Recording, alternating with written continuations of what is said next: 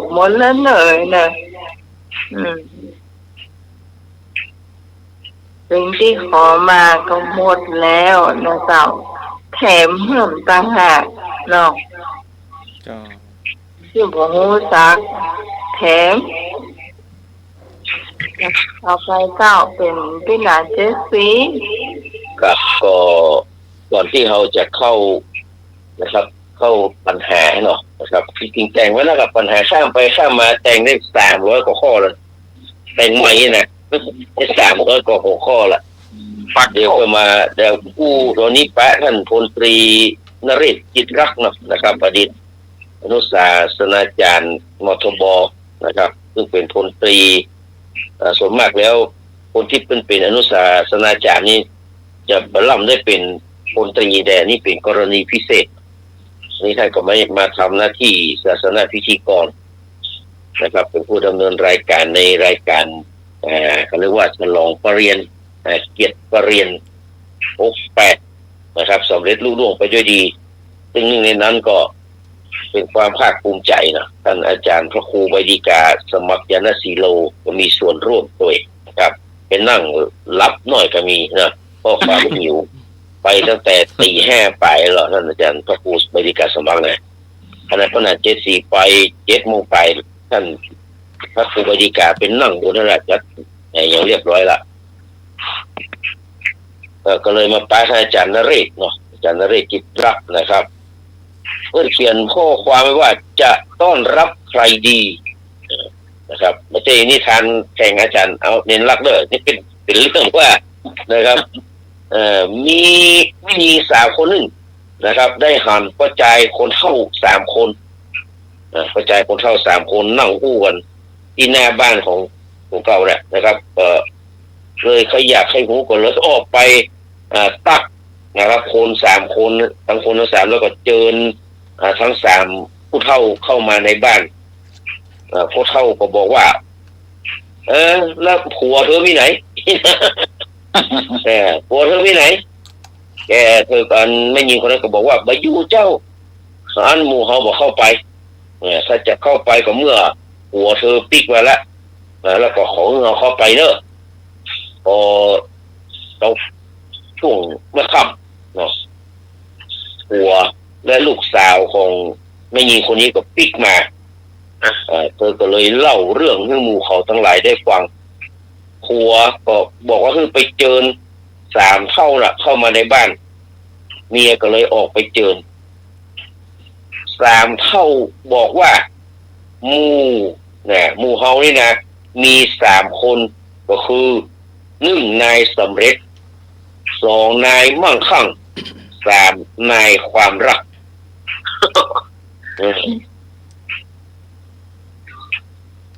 จะเข้าไปได้เพียงคนเดียวเต่าอันคือเธอเลือกมาคือหมู่สู่เขานั้นเลือกมา3 คนเนี่ยจะได้เข้าไปคนเดียวได้เลือกมาเมียก็เลยไปบอกผัวและลูกสาวว่านะครับก็ตรงคนก็ขึ้นมากับต่างคนก็ต่างเลือกผัวเลือกนายสำเร็จเมียเลือกนายมั่งคั่งส่วนลูกสาวเลือกนายความรักนี่ถ้าเป็นอาจารย์เน้นเอารักจะเลือกใครนึกในใจด้วยกันเนอะนะครับพี่น้องศรัทธาสาธุชนทั้งหลายที่รับฟังอยู่จะเลือกใครนะครับจะไปฟังตอบไปในใจกันแล้วกันเนอะสุดท้าย3 เท่าก็เฉลยว่าถ้าเลือกนายสำเร็จเหมือนกับที่ผัวเลือกนี่นะหรือว่านายมั่งคั่งก็จะได้อย่างใดอย่างหนึ่งเท่านั้นถ้าเลือกนายความรักพวกเธอจะได้ทั้งหมด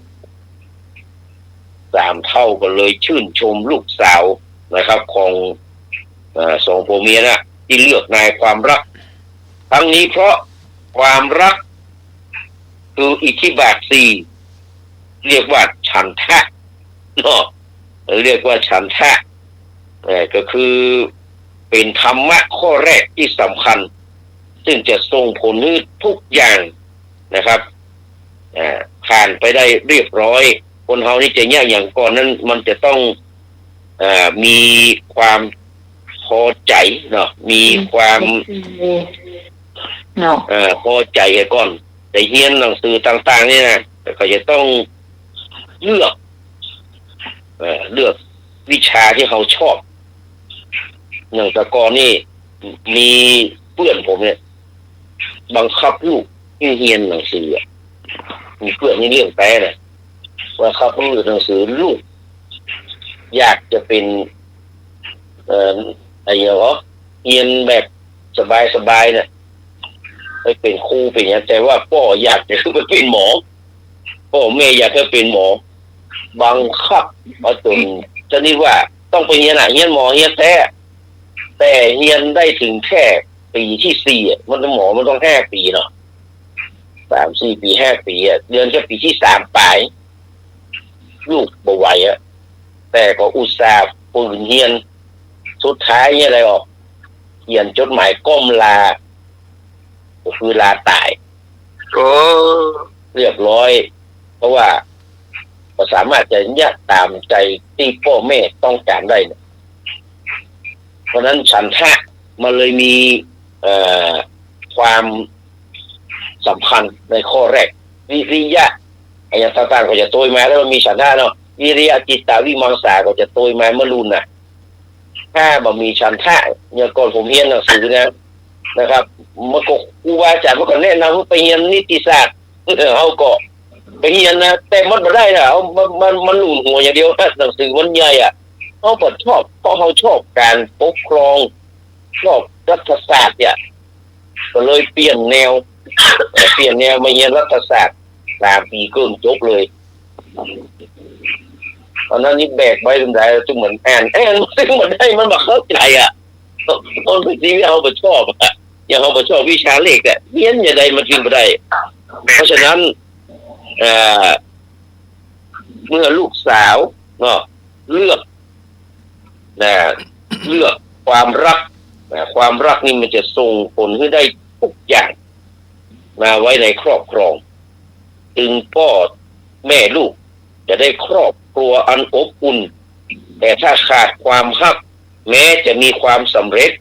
ในหน้าที่การงานอาชีพสังคมหรือว่ามีความมั่งคั่งร่ำรวยแต่ไร้ซึ่งความรักครอบครัวก็จะแตกสลายในที่สุดก็อยู่กันไม่รอดเนาะดังนั้นครอบครัวนะครับ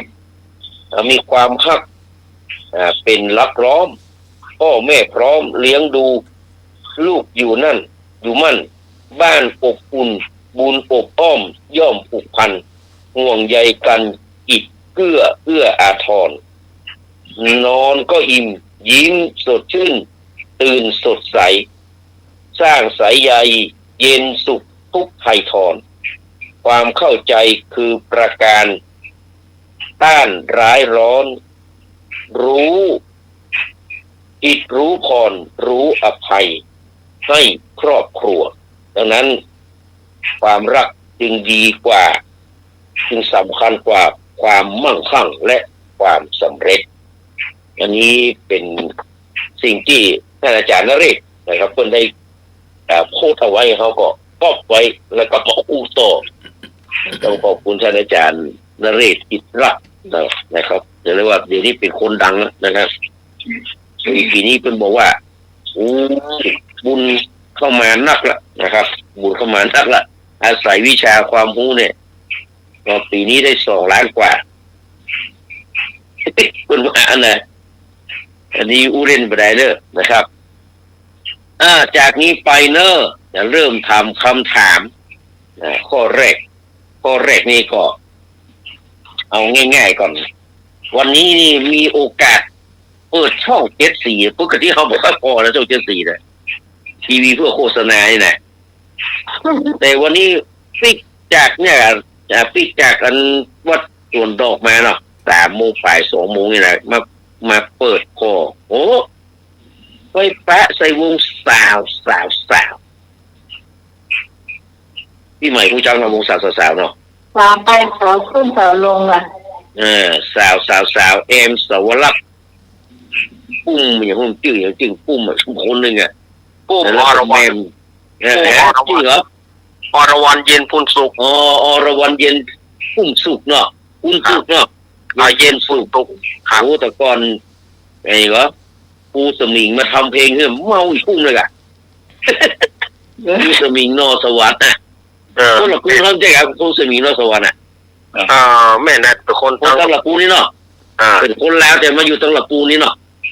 แม่ปูสมิงนอสวรรค์นะนอมันชอบพุ่มอรวรรณเย็นพุ่มสุกขนาดอย่างนี้เพื่อไปเอาคนอื่นเหรอ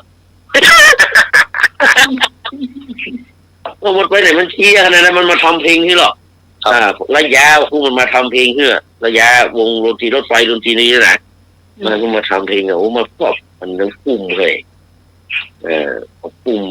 อรวรรณเย็นพุ่มสุกแล้วก็แห่งโพสก็คือแม่มพัชริดาเนาะแม่มนี่เป็นลูกของใครก็ฉันทนากิติยาพันธ์เนาะแม่แดงเนาะแม่แดงฉันทนากิติยาพันธ์อ่ะโอ้ก่อนมาแล้วเพลงอ่ะฉันทนากิติยาพันธ์ที่เป็นยงเกเนี่ยแม่มนี่เป็นลูกของใครก็ที่เป็นศิลปินแห่งชาติตัวนี้ที่ตัดสินไอ้โกลเด้นซองน่ะไอ้ก็แม่เหรอที่เป็นศิลปินแห่งชาติอ่ะที่เป็นอยู่ห้องตัวกันเป็นห้องตัวกับแม่พวกแม่เป็นห้องตัวกันเพลงแต่ก่อนเนาะครับเลยจะถามว่าในวงสาวเนี่ยใครอายุนักกระปุ่นใครอายุนักกระปุ่นลองว่ากันเนี่ยอายุนักกระปุ่นกอไก่แอมขอไข่ปุ้มคอควายแมมจอจานเท่ากันหมดอายุใครอายุนักกระปุ่นไม่แก้ใครอาวุโสกระปุ่นพี่ต้องตอบมาเลยเนี่ยมาเลยใครเป็นแฟนของสาววันนี้โอ้ไปพอโอ้แต่ผมนี่คือจะหาปุ้งที่สุดเนี่ยโอ้ไปปูแซงปูสมิงเนี่ยก่อนนะคนละต้องปุ้งครับผมปุ้งเนาะปุ้งไอ้พวกปุ้งแหละจะได้โมปุ้งกันนั่นแหละ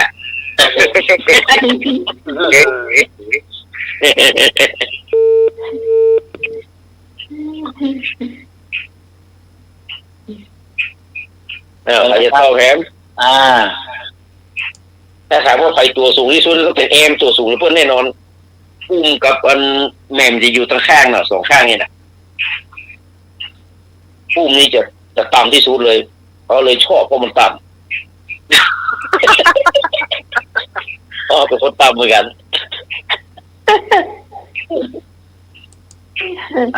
แต่มันเกิดรุ่นเฮาเนี่ยเนาะ53226059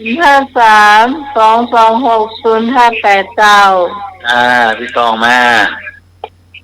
แม่ครูธัญญาพี่กรมา พี่กรเนอพี่อาลีมาเบลีน้ำท่วมก่อพิดมาพุ่มอรวรรณพุ่มพูนสุขนะอรวรรณเย็นพูนสุขแม่ชนะมา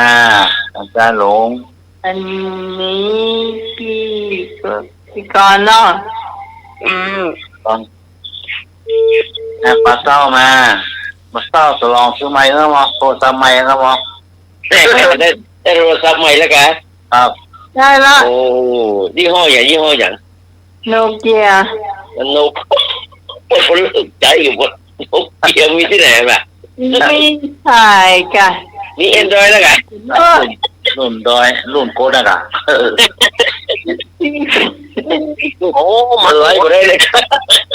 มันโอ๊ตแน่โนเกียเนี่ยแกมันนะแล้วก็ผมก็ใช้โนเกียนะครับก็ใช้โนเกียนั่นแหละอันแรกซื้อแรกเลยนะโนเกียนะอันบาเล่น่ะเขาคนนุ่มไปอย่างเลยตอนสักประเดี๋ยวลงโต๊ะกับกระจกแตกเลยแล้วเดี๋ยวมันบางบอกบางอันน้อยเดียว3 นิ้วไม่นานต้องฟิวแบบนี้โตแล้วล่ะปึ้งเลยที่เขาหาแต่ก่อนนี่มันเป็นกระดูกแม่กระดูกหมูอะไรใหญ่ๆโมโตโรล่าแหละก่อนธุรกิจเพราะอย่างนั้นหมอเสนาลักษณ์เพราะจะนึกว่ากระบอก นึกว่าอันนี้ยาไม่ใช่ tiêu yong so na khô màu เอ muối อนักแกน่ะหมอเสนารักที่ไหนมาโอ้ไปว่าเป็นนักธุรกิจ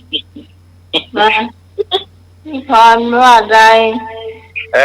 มาแล้วจะเฉลยเนาะ ครับ ผม เนี่ย ว่า เฉลยได้ถูกต้องละน้องปุ้มอายุ61ละเป็นสวมา2 ปีแล้วน่ะ Ồ.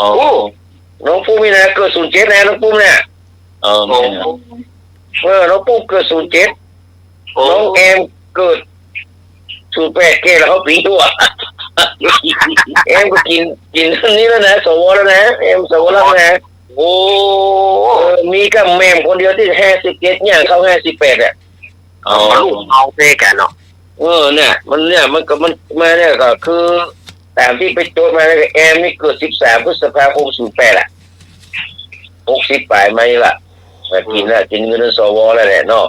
Không. ปุ้มนี่เกิด7 กันยายน 07 61แต่กินมา2 ปีละ Ồ. ส่วนแมนนี่14 ตุลา ที่ไป 10เนี่ยกำลัง57เนี่ยเข้า58น้องแม่มหนุ่มเหลือเพิ่น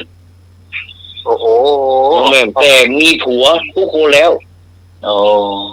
ได้ดีแอมนี่มี3 คนแล้ว แอมมีเพิ่นครับยอมรับว่าเพิ่นเป็นไบเซ็กชวลด้วยนะมีแฟนแบบไม่ยิงโดยก่อนสมัยแต่ก่อนนี่มันไม่ใช่ครับกันได้ง่ายๆเนาะก่อนนี้เนาะ Không. แต่ก่อนนี้แฟนที่เขาหารู้ก็คือเป็นแฟนของสลันยูระวงกระจ่างเนาะ แล้วก็ไปเนี่ยอย่างพอดีก็เลยกินอกกินใจกันก็พิดกันไปวางแล้วก็ปิกมาช่วงท้ายๆของที่สลันยูมันจะตายอ่ะ Không. ก็เลยมาสารภาพ ก็เป็นเรื่องของเปิ้นไปเนาะอันนี้กับวงสาวชอบปั๊บเกิดในยุคนั้นพอดีอ่ะอย่างปุ้มนี่กันได้กันป่านนี้ฉันควรเจอใครสักคนหลุดพ้นไม่ใช่เป็นแบบนี้เราว่าเนี่ยไม่ควรเลยนะปุ้มลีลาเป็นปุ้มลีลาเนาะปุ้มลีลานี่มาก่อนตักลีลาซะหน่อยเนาะ Ở mà còn áp. ก็คนที่สร้างก็คือดานุพลนี่กันเนาะดานุพลแก้วการนี่กันส่วนเอมนี่ก็ครึ่งหนึ่งของชีวิต แต่แม่นี่มีเพลงซึ้งเนาะเพลงซึ้งว่าลืมอยากลืมเธอให้สูญสิ้นไปจากชีวันเนี่ยนี่อันนี้ซึ้งที่สุดเลยเพลงเนี้ย คนห้อง ฮะ ก็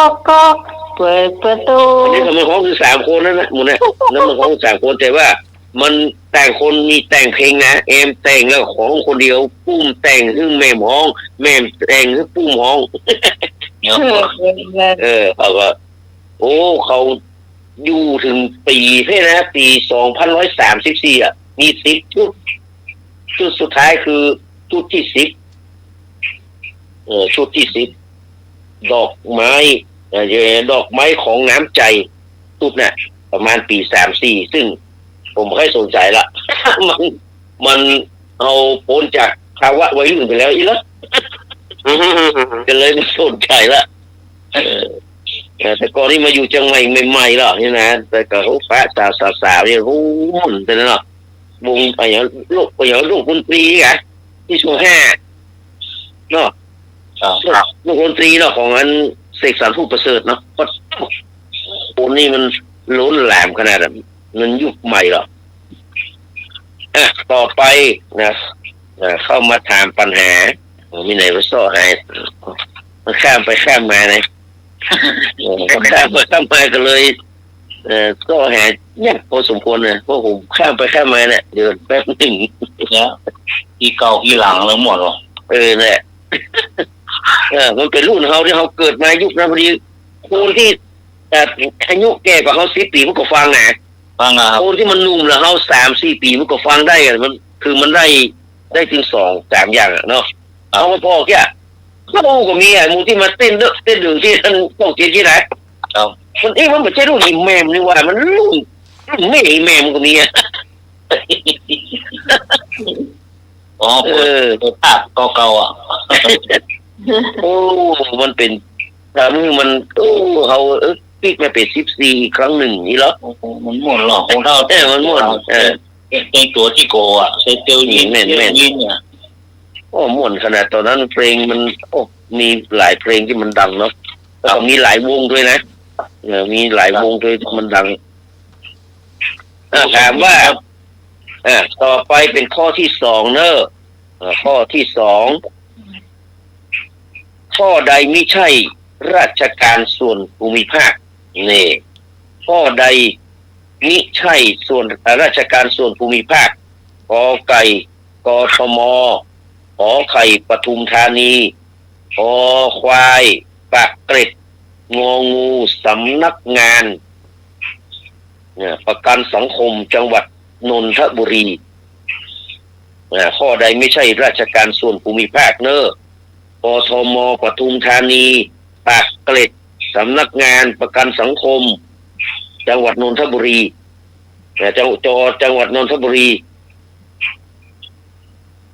ข้อใดที่ไม่ใช่ราชการส่วนภูมิภาคกทมปทุมปากเกร็ดสำนักงานประกันสังคมรอจาน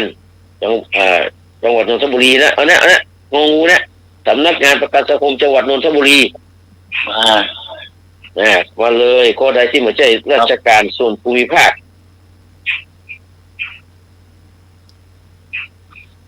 053-226-0589แต่วิธีเดาเลย ครับจะอยู่กรุงเทพหรอมาเลยเอาละค่ะ เอาปทุมธานีครับผม ปทุมธานี เนาะ ตั้ง ครับผม เอาเมืองนนท์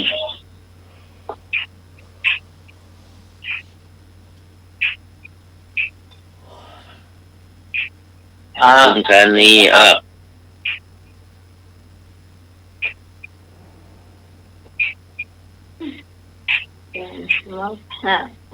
เนี่ย จะมีใครจะตอบแฮมให้ขวดน้ำกันเนาะต้องไม่ปีนี้ต้องส่งใจไปช่วยแต่เรื่องถ้าฝนมาตกตั้งเหนือเนาะตั้งแต่อย่างว่าเสียงดาวแม่แตงแม่ริมเนี่ยถ้ามาฝนมาตกต้องสันทรายนักนี่นะตอนหน้าจะมันมีปัญหา สมมติเรื่องเขาลิงแล้วนะเนาะ มีทีนี้คุณจะขอ อย่างก็พี่ก่อน ให้พี่หนานทวนคำถามอีกทีหนึ่งสิคะ ข้อใดไม่ใช่ราชการส่วนภูมิภาคกไก่กทมขอไข่ปทุมธานีกควายอำเภอปักเกร็ดยอดงองูสำนักงานประกันสังคมจังหวัดนนทบุรี เอาข้ององูค่ะ ข้ององูเนาะ งูเนาะ ไม่ใช่ราชการส่วนภูมิภาคนะข้ององู เพ เนาะ ราะว่าเดาเอา เอาดาวฮอกไปดาวพ่องเขาจะเอากรุงเทพ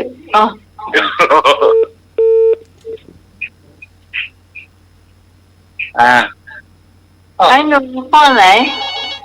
เอานนทบุรีน่ะล่ะ นี่เนาะ อันนี้จะเอาปากเกร็ด เกณฑ์เนาะนี่ไข่กับเกณฑ์นี่ พี่ต้อง ต้องกัน ต้อง พี่ต้องกับปุ้งนี่ไข่แก่ ปอนะ 08 ปุ้ง07ปุ้ง07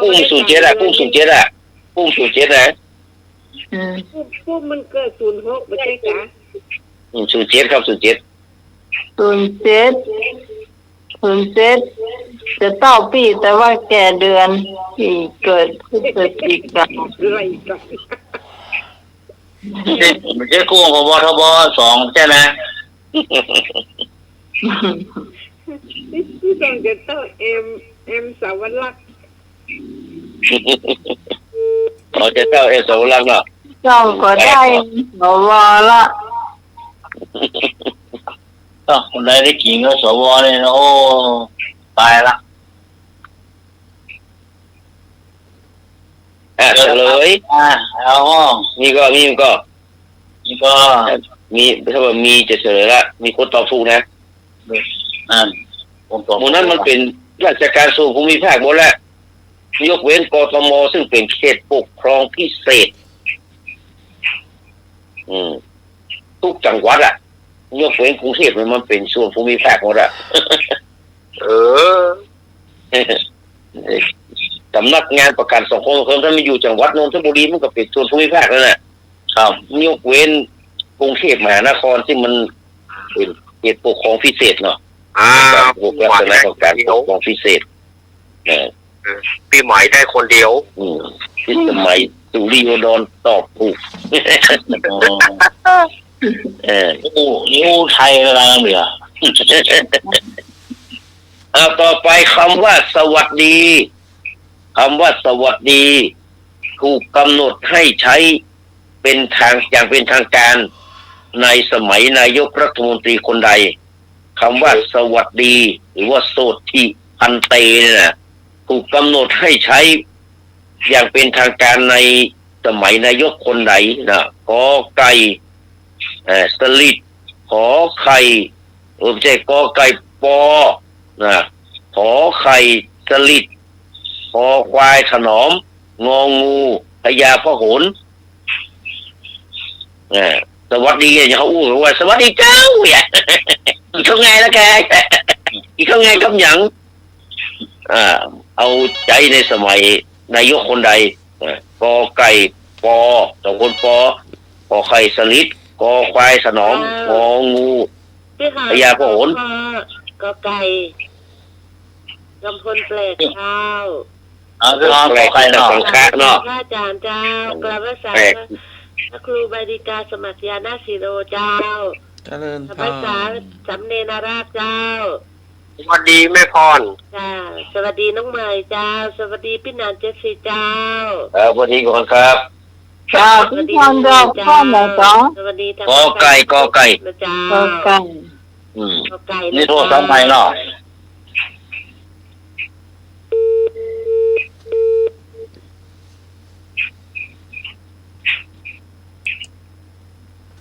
มาช่วยกันตอบเนอะเอาให้หนอมเนอะให้หนอมเนาะให้หนอมคนซื่อเนาะให้หนอมคนซื่อ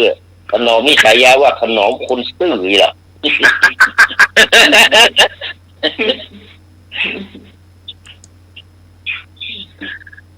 น้องคนซื่อขนมคนซื่อ บนจังหวัดตากเนี่ยสำหรับคนซื้อเอาไข่เอาสลิดเนาะนิดเนาะเก้าครับต้องแต่ว่า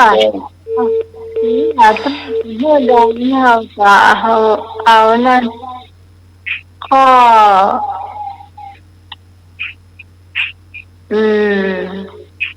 ข้อสุดท้ายข้ออย่างก็ข้อสุดท้ายคือพันเอกพญาพหลเนี่ยพ่อโหนเนี่ยพ่อโหนเนี่ยเนาะจ้าพ่อโหนเฉลยก็ยุคที่จะเรียกว่ายุคนี้เนี่ยได้รับคำชมตัวได้รับคำแจ้งเลยนะในสมัยนี้นะเพื่อนข้างกินมากนะสมัยนี้อุ้ยเกียงบ้านผมนี่นะอุ้ยเกียงนี่เป็นอุ้ยเพื่อนผมนี่นะตอนที่เพื่อนตายนี่อายุ100 ปีหน่อยโอ้เล่าเพื่อนฟังว่าอุ้ยเนี่ยจอมพลปอขนาดว่ามันห้ามอุ้ยกินมากคืออุ้ยตัดมากต้นว่าตัดมากฟันมากต้นมากผมบอกฟันสายว่าอุ้ยเกียงคันทองถ้ามีประเด็นนี้ก็เปิดเจ็บจะ200 ปีแล้วโอ้ตอนที่เขาไปขยงเลยพวกอายุ100 ปีแล้วนะเนาะอายุ106 107 ปีนะคนบอกจอมพลปอเนี่ยก็ตำรวจเหมือนกับราชการที่5เลยว่ะคือตำรวจมาที่บ้านคนใดกินมากเนี่ยเหมือนกับราชการที่5เลยว่ะเพื่อจะให้บ้านเมืองมันสีวิไลน่ะมีเนี่ยเพราะฉะนั้นเป็นก็เรียกว่ามาลานำไทยเพื่อผู้นำชาติผลไทย ดังนั้นสวัสดีก็เลยมายุคใจของพลจอมพลป.พิบูลสงครามในปี 2486 วันที่22 มกราเพิ่นเปลี่ยนจากวันเดือนเมษาเนาะก็เป็นคนเมษาเป็นปีใหม่เมื่อก็เลยเอาเป็นสากลไปเลยอะก็เลยเติมวันที่22 มีนามกราคม 2486เพิ่นแปลว่าความดีความเจริญรุ่งเรืองความสุขคนที่กึศกรรมนี้มาก็คือพญาอุปกิจศิลปศาสตร์เป็นคนกึศหนุมานราชโทนอยู่เนี่ยพญาอุปกิจถ้าจำไม่ผิดนะพญาอุปกิจศิลปศาสตร์เพื่อเป็นคนเริ่มใจทักทายสวัสดีเนาะเป็นมาก็กำแจ้งกำดาของวิเกียรคนกี่มากเนาะได้กินแม่วิส่งปากส่งคอคะแนนอันนี้ป้าอุ้ยเคยอู้ให้ฟังเหมือนกันอันนี้นะป้าอุ้ยเคยอู้ให้ฟังได้อู้ฟังเนาะมันเป็นอันเนาะป้าอุ้ยอู้ให้ฟังว่าเปิ้นสั่งคือตัดแม็กตัดปูแม่นมันเนี่ยมันย้อนไปเป็นเหมือนกับรัชกาลที่5กับเอ็มกันนะเนาะครับไปคุมน้ำแม็กใส่ถนนรถยับนะต่อไปให้อยากหรือลักไปเอาแม่นต้องลักเอาลักบางคนว่าเปิดเอาไปทำบุญเอาเป็นคันคูเนี่ยแตกเป็นอันแตกเอาเป็นคันคูเป็นอุ้ยเคยอู้ให้ฟังอยู่ต่อไปเรื่องการทำบุญสุนทานว่าการถวายเจาะจงได้แก่ข้อใดการถวายหรือว่าการไปทำบุญถวายเจาะจงคือข้อใดสังฆทานเจาะจงกับอันนี้เอาล็อกอย่างเดียวตู้ขึ้นมาเอาเนี่ยนะเดี๋ยวจะเอาว่าจะเอาแต่สมัครลูกเดียวเนี่ยคนอื่นมาเอาเนี่ยนะคนเรียกว่าอย่างขอไก่สังฆทานขอไข่ปาติปุกริกทานคอควายธรรมทานงองูวิทยาทานถวายเจาะจงทำบุญเจาะจงเรียกว่ากอไก่สังฆทานขอไข่ปาติปุกริกทานคอควายธรรมทานงองูวิทยาทานอันนี้มาเลยอันนี้เขาจะเอาขอไข่แน่เนอะขอไข่ว่ากันไป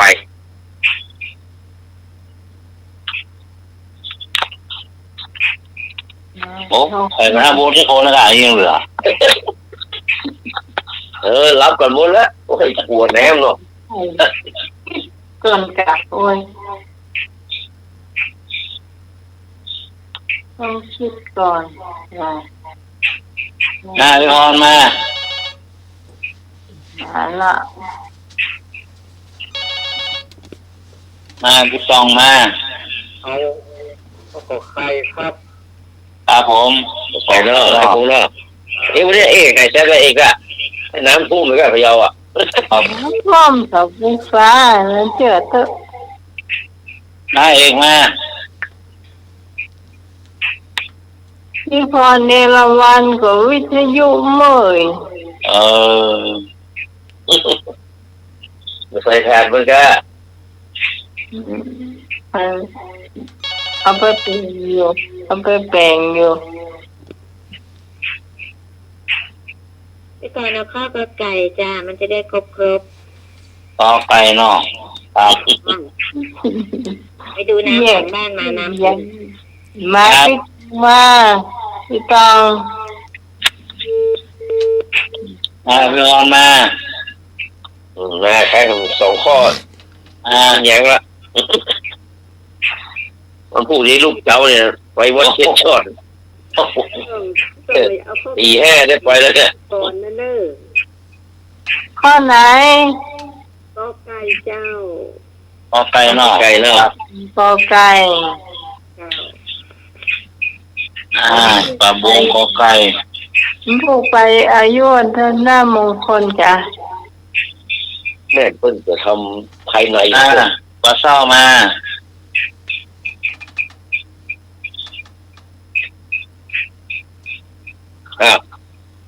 มีแล้วเฉลยเนาะเฉลย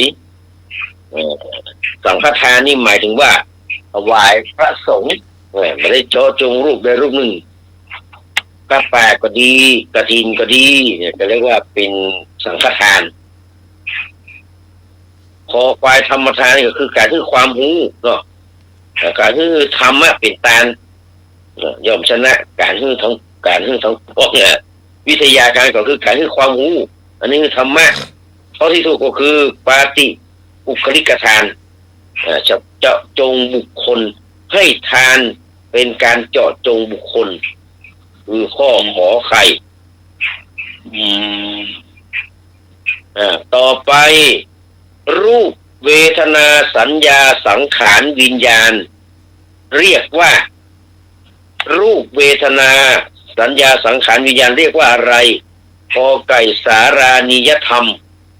ขอไข่ปฏิจจสมุปบาทคอควายอานาปานสติงองูเบญจขันธ์เบญจขันธ์ชัวไปจะเอาแฮมมาเชิญเลยครับ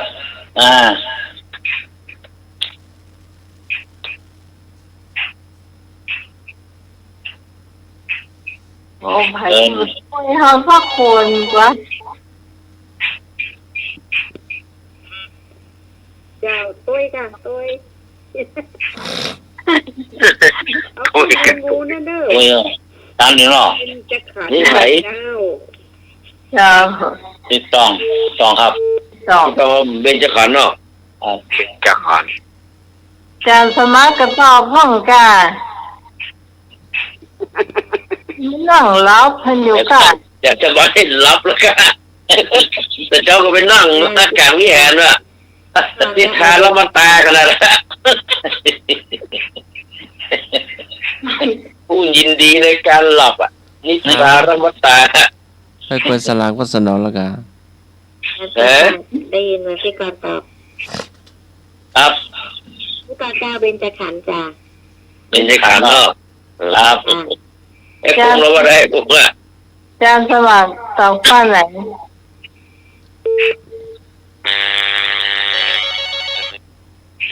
วงมาอุ้ยเน้นตัวซ้ำเน้นตัวซ้ำอ๋อจับขันด้วยเพื่อนเท่าไหร่กันครับอันขันนี่เนาะขันจะขันพอนี้เป็นเอกฉันเนาะไม่มีใครเชยใจไม่ต้องข้ออื่นเลยเพราะมันมีครบละแห่อย่างน่ะเป็นจะขันเป็นจะแปลว่าแห่ขันหรือว่ากองแห่ทาราฮเวปัญจขันธาเนาะแห่เป็นของหนักเนาะเป็นของหนักขันห้ากองทาราฮเวขันแห่เป็นของหนักเนอะอาจารย์นี่เนอะทาราฮเวนั่นหนักแลเนี่ยเป็นภาระเป็นอันนี้ยุ่งนะภาระฮาวีปัญจขันธาเนี่ยมันเป็นของนับมันเป็นภาระมันว่าแบกหัวเนี่ยไปยึดมั่นถือมั่นเนี่ยในรูปเนาะขอให้มันแง่มีตลอดไปนะเวทนากับความรู้สึกของมันดีๆสัญญาความทรงจำก็คือมันเม่นมันมีตลอดมันมาได้ละเนาะผมนี่หลงลืมนะบางเทื่อละลืมว่าที่เริ่มของเริ่มหายละอันนั้นเป็นสมุดเป็นเล่มยังหายเขียนไว้กดตู้ตำราอย่างดีเขียนไว้แต่งกรคนเดียวพวกเราเอาไปหายหมดเปลี่ยนลืมมาเนาะต่างๆก็อยากจะให้มันปรุงแต่งอย่างนี้แงมีตลอดไปมันก็เปิดได้เนาะวิญญาณก็คือของสื่ออย่างต่างๆนี่มามันก็ไม่ได้ละ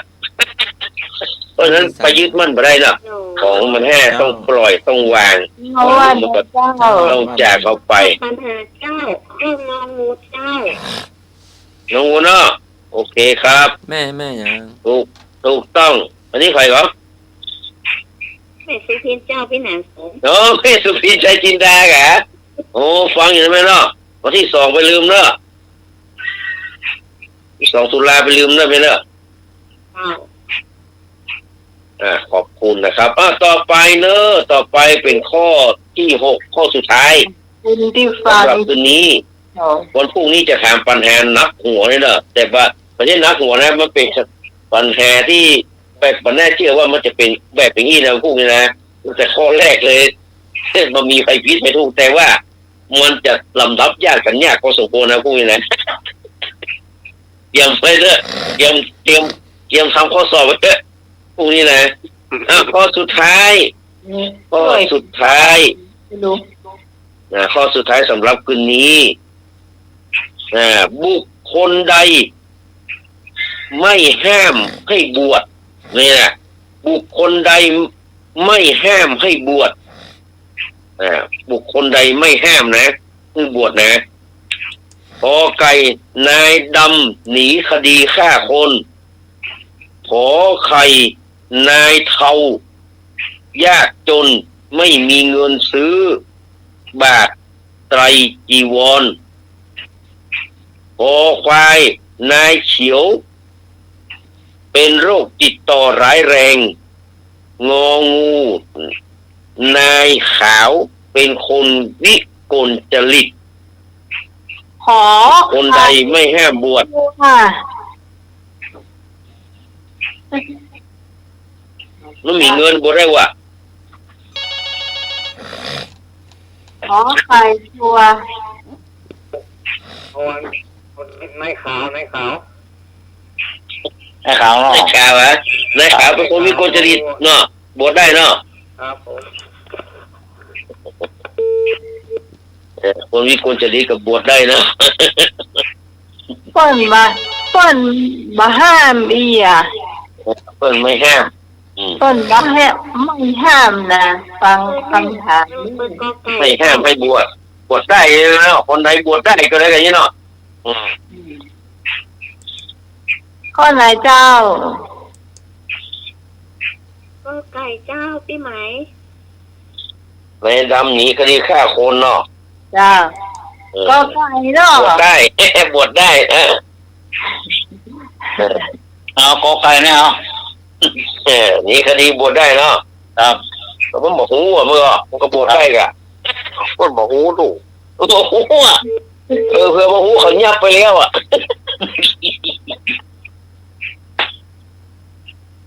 นี่หนู อ้าวใครจะตอบแพม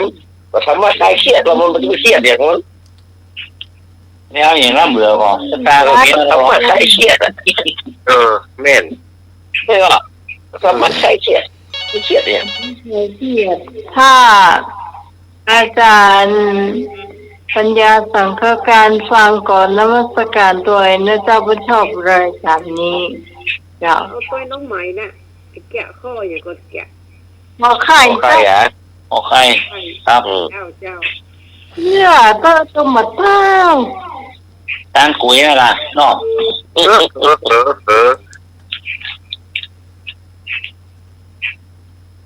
เฉลยเลยเนาะมาตอบมาแฮมให้สุพีนมาแฮมตอบก็ได้เนอะไปสุพีนแหละ ข้อนั้นตอบไปก่ะ เจ้า พี่การจ่ายไปก่อนจะเอาข้าวขอไก่เหมือนน้องไหมจ้ะ ครับ เจ้า เตือนแล้วเนาะ เราคิดมากโคตรมาเลย ก็ไปคิดมากเนาะ ครับ ไอ้ฟองโอ้วันนี้แฟนพันธุ์แท้หายว่ะ แค่ คือ ลืม น้ำปี คิดไปว่าเป็นพันแท้มันได้บัตรโทรมาเลยเนาะ แต่รอ วัน ไอ้ นี้ น้ำท่วมแล้วไม่ลืมแค่น้ำท่วมอ่ะไม่ลืมน้ำท่วมหลายที่นะ เนอะ โอ้โห ไม่ลืมน้ำท่วมหลายที่นะ คนเราโง่ไงจ๊ะ อ้าวเฉลยเปิ้น จะเลิกไป ห้ามบวชนะแต่อาจจะไม่ได้บวช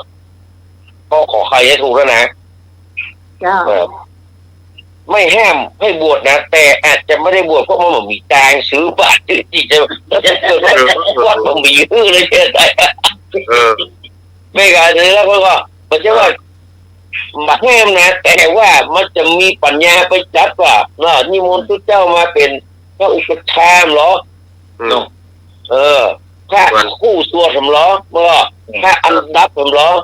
เอาบาตรรอจีวรรออยู่ที่ไหนมันเป็นตังค์กันนั้นหรอ ไม่นะ เออแต่ข้อเนี่ยมันถูกแล้วนะนายเขาที่นะมันมีนะแต่เพื่อบอกห้ามนะแต่แกทนบทมันได้แน่เพราะมันมีบูนั้นนี่อาจจะรับบวชได้หน่อยอย่างนายดำหนีคดีมาโอ้ไม่ได้ตรวจสอบคดีอาชญากรรมประวัติกรรมโอ้บวชได้อย่างที่แล้วที่ออกข่าวแล้วก็บวชได้ก็ได้ไป4 ปีละต้นมาตัวเยอะก็มีแต่โดนห้ามอันนี้ห้ามแน่นอนเป็นหนี้ก็ห้ามเป็นโรคร้ายแรงอย่างมองข้อที่ว่าเป็นมองข้อนี่ก็คือเป็นอีกเขาเรียกว่าเป็นโรคเส้นหัวเหี่ยวก่อนวันนั้นโรคเนาะเป็นอะไรอย่างเงี้ยไอเขาแค่เป็นฟีเตอร์ไข้หัวแต่แล้ววันนั้นโรคเนาะห้ามบวชเหมือนกันมองข้อนี่นะเนาะแล้วก็วิโกนชนิดนี้ยุ่งเลยอ่ะมันจะไปพูดเรื่องกำลังบวชวีคอพระอุปชาอย่างเรียบร้อย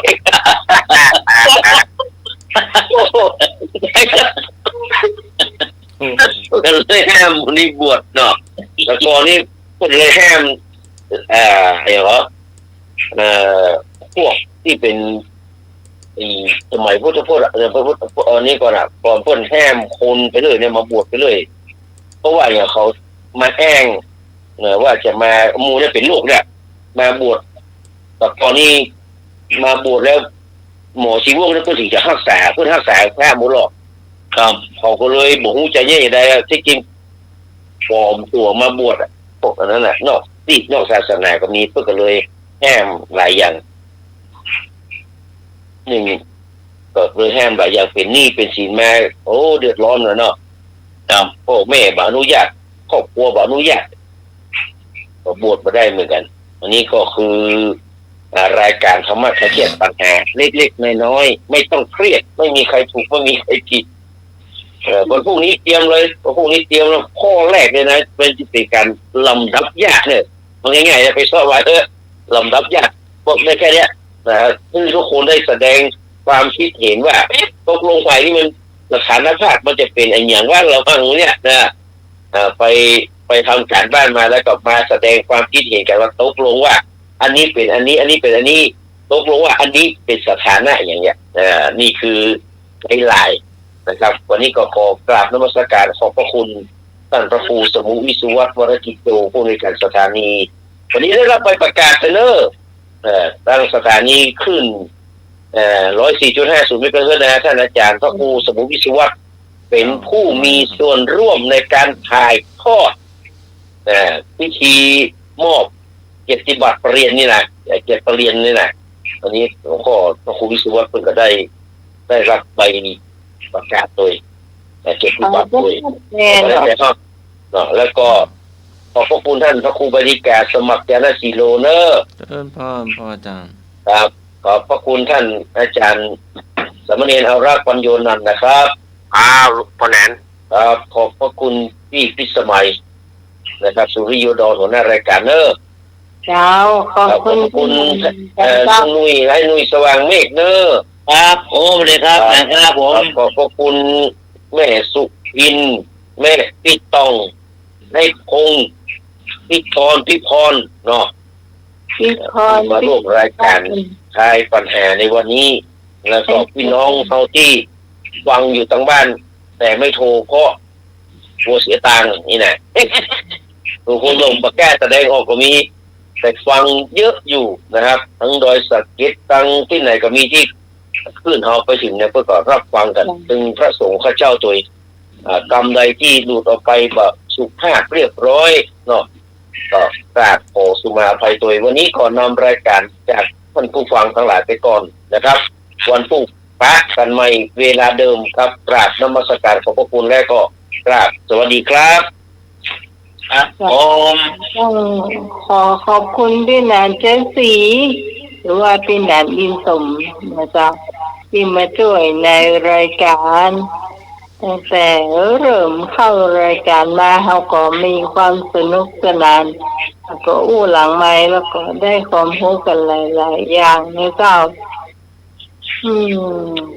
ตอนนี้เรามาประชาสัมพันธ์กันน้อยหนึ่งใกล้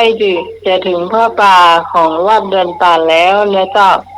ค่ำเดือนเดียวเนาะค่ำเดือนเดียวเศร้าอันเดือนตุลาวันที่1 พฤศจิกายนจะวันเสาร์จะก็จะทอดพระป่าสามัคคีจะโดยทีมงานธรรมะให้เครียดพร้อมกับลานสาวน้องใหม่เจ้าน้องกวางเป็นน้องกูลมนทาเจ้าก็จะร่วมกันตั้งต้นที่บ้านเนี่ยเจ้าจะเอานับเป็นประจาเรียบร้อยฉันเพลนะเลี้ยงเพลพระเนนเนาะแล้วก็เราก็จะเอาไปถวายจังหวัดเนี่ยเจ้านี่เอามันได้รบกวนจังหวัดอยู่ที่บ้านเขาเนี่ยเจ้าเนาะใครอยากจะมาใครอยู่ใกล้ยังพี่กรณ์นี่ก็เอารถเครื่องมาเองเนาะให้หน่วยก็คงจะเอารถมาเองเนาะจ้าโอ้ย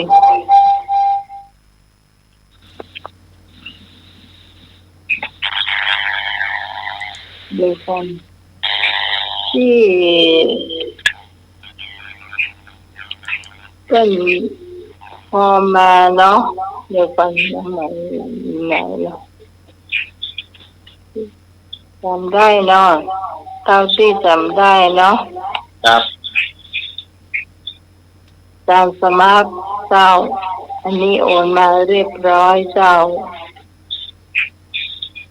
แล้วก็พี่กรณ์เจ้าอาจารย์สมานนี่999เจ้าให้บุญทรง ให้ส่ง 1,000 บาทเจ้าครับนมค่าอาหารแถม500เจ้าครับพี่กรณ์กมลเผยกลางเจ้า600นมค่าอาหารแถม200เจ้าแล้วพี่พรเอราวัณเจ้าหอมมาแล้วนะเจ้า600ส่วนผู้ก็จะโอนมาให้แถมเป็นค่าอาหารคงจะอยู่น้องใหม่ก็จะเสี่ยงคนเดียวนั่งละไปเจ้าก็ต้องขอบคุณพระโทรมาตอนเมื่อแรงนี่เจ้าที่พรเอราวัณเนาะแล้วก็มีไอ้หน่วยสว่างเมฆนะเจ้าที่นางอินโสมเนาะครับมีพันเห็นสุพี่หนุ่มเจ้าหน่วยกับพี่นางอินโสไอ้หน่วยกับสุพี่หนุ่มนี่600เท่ากันเนาะครับกันทา500 บาทนี้โอนมาแล้วเนาะครับแล้วก็คนใหม่ก็เรียบร้อย600 บาทเจ้าครับแล้วก็ของแม่น้องใหม่300ก็เรียบร้อยเจ้าจะฮอนปลาเศร้าพี่พรก็โอนมาเรียบร้อยเจ้า300 บาทเจ้าครับดังนั้นใครจะมาด้วยตัวเองก็ไม่ต้องโอนมาก็ได้เจ้าถ้าจะคิดว่าจะมาก็มาเลยเนาะ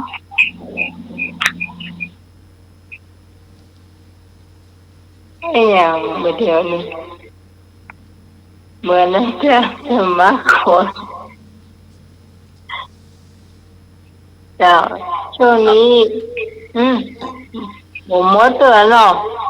มีตู้ตะวันตู้ลุงโตเหรอครับไอ้แบบนี้ตู้ตะวันตู้ลุงโตตู้นม เดี๋ยวก่อนลืมไผ่แหนมไอ้โพงใบกลางเจ้า องค์ปากกลาง 300แต่ละคนนี่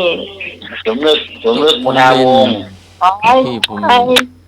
สมนึกบุญทาวงศ์นี่ฝากมาแล้วเรียบร้อยเจ้า ครับ อันนี้พี่เอาตังค์ฝากมานี่เก็บไว้หมดแล้วเจ้าซึ่งมันมาป้องเราหรอกเจ้าหมดแล้วเนาะ ขอบคุณครับ ผมมาลืมไผ่ละ ขอบคุณทุกท่านทุกคนนะครับผม เจ้าที่จะรับ เกิดบุญ แล้วก็ใครจะมาก็มาได้ในวันที่1เจ้ามาตั้งแต่เช้ามีน้ำเต้าหู้กับข้าวมันให้กินกันเจ้าอิ่มท้องไปก่อนเนาะแล้วก็ บุญหลาย ก็10 โมงไปเจ้า บุญหลายเนี่ยคนเดียวบอกไปได้คนเดียวเนาะ เจ้า มีเพื่อนมีฝูง เอาดื่มกันเนาะ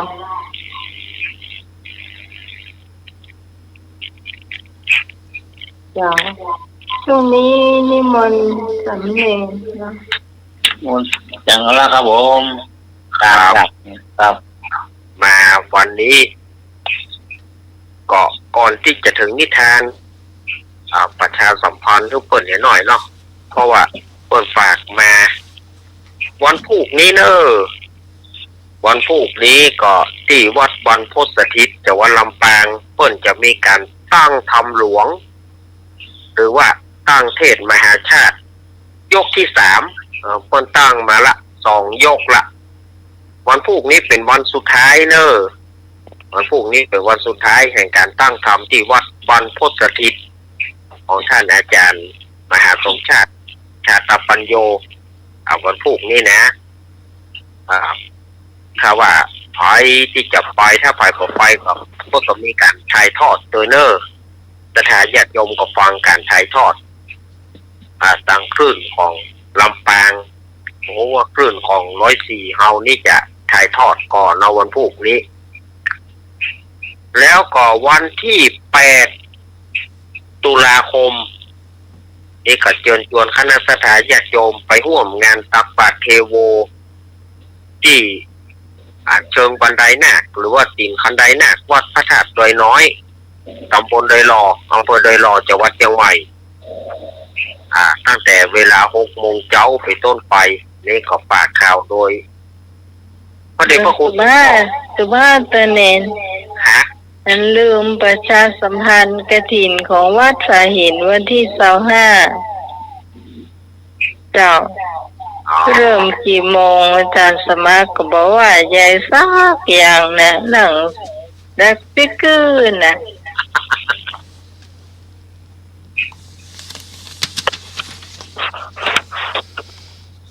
พิธีทำบุญทอดกฐินมหาวิทยาลัยเชียงใหม่ในวันเสาร์ที่ 25 ตุลาคม 2568 ณ วัดฝายหิน ตำบลสุเทพ อำเภอเมือง จังหวัดเชียงใหม่ ตั้งแต่ 9 นาฬิกา ณ ขวงวัฒนธรรม มหาวิทยาลัยเชียงใหม่ ตั้งขบวนองค์แห่กฐินและบริวารมหาวิทยาลัยเชียงใหม่ ขบวนองค์กฐินและบริวารจากทุกคณะสถาบันสำนักและส่วนงานต่างๆพร้อมกัน การแสดงชมรมพื้นบ้านล้านนาสโมสรนักศึกษามหาวิทยาลัยเชียงใหม่ 15 นาทีเวลา 9 นาฬิกา 39 นาที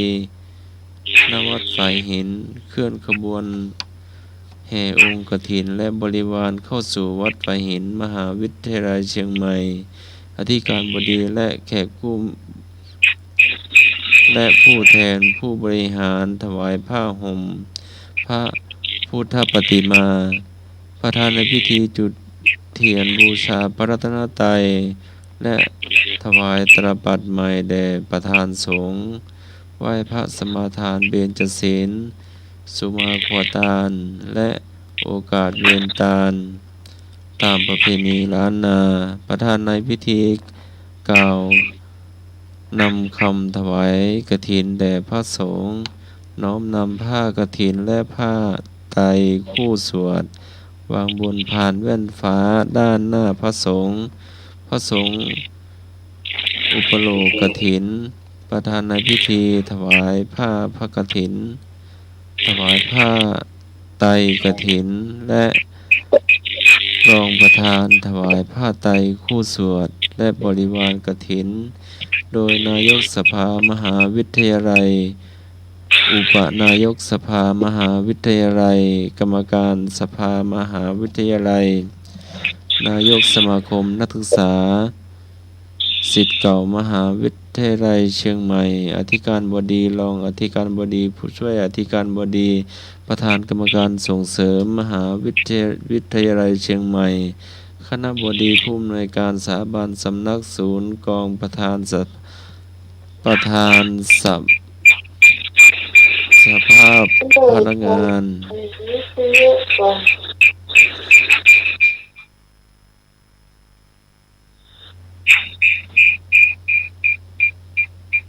ประธานสภานักศึกษามหาวิทยาลัยเชียงใหม่นายกสโมสรนักศึกษามหาวิทยาลัยเชียงใหม่ประธานคณะกรรมการกลางหอพักนักศึกษามหาวิทยาลัยเชียงใหม่ตามลำดับถวายเครื่องบริวารกฐินและถวายภัตตาหารพระสงฆ์อนุโมทนากรวดน้ำรับพรลาพระสงฆ์ประกาศผลรางวัลการประกวดขบวนกฐินเวลา 10:30 นาทีเสร็จพิธีการแต่งกายชุดพื้นเมืองล้านนาถึงตอนเจ้าเนาะทุกปีตอนบ่ายเนาะ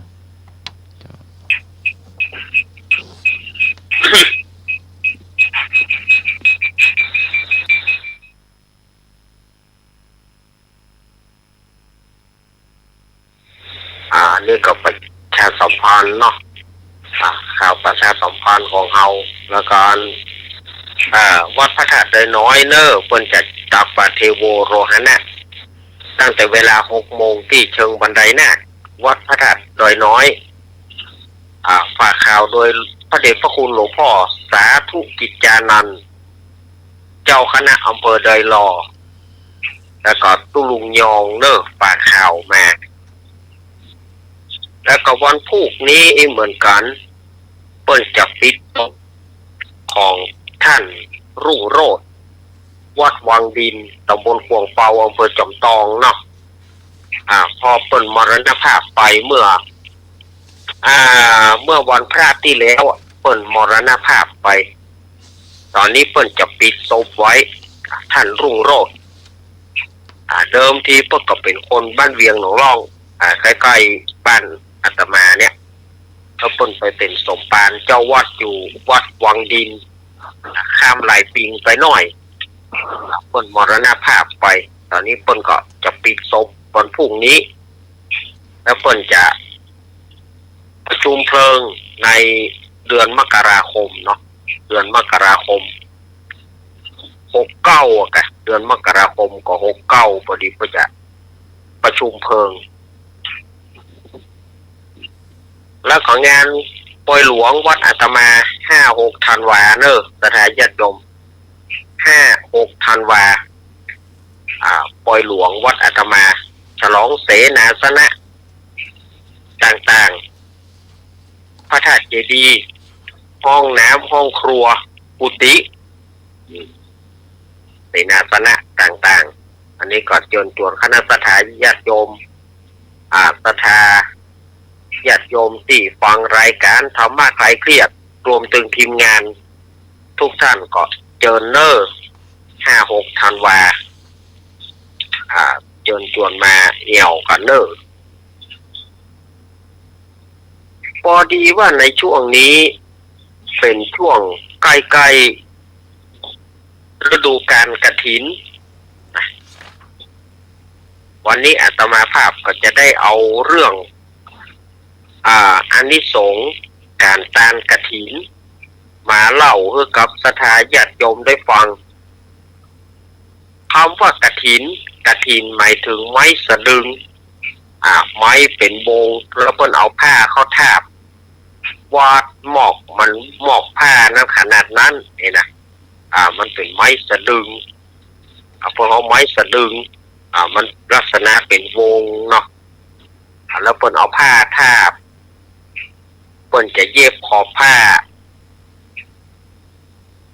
อันนี้เรื่องของอานิสงส์การกฐินเนี่ยเพิ่นก็มีเรื่องเล่ากันไว้ว่าในสมัยโบราณสมัยก่อนมาละมีเศรษฐีสองผัวเมียเศรษฐีผู้เป็นผัวเนี่ยปกินปทานเรียกว่าประนีที่เหนียวอันใดเป็นบุญคำว่าบุญแกบอกรู้จักมันก็เหมือนมันก็จะมาในเศรษฐีคล้ายๆแบบเศรษฐีในธรรมวัตรพื้นเมืองเรื่องมหาวิบากเหมือนกันแต่นี่เศรษฐีนี่ก็เหมือนกันมีเข้าของนักแต่ว่าปะยอมใจปะยอมกินปะยอมตาน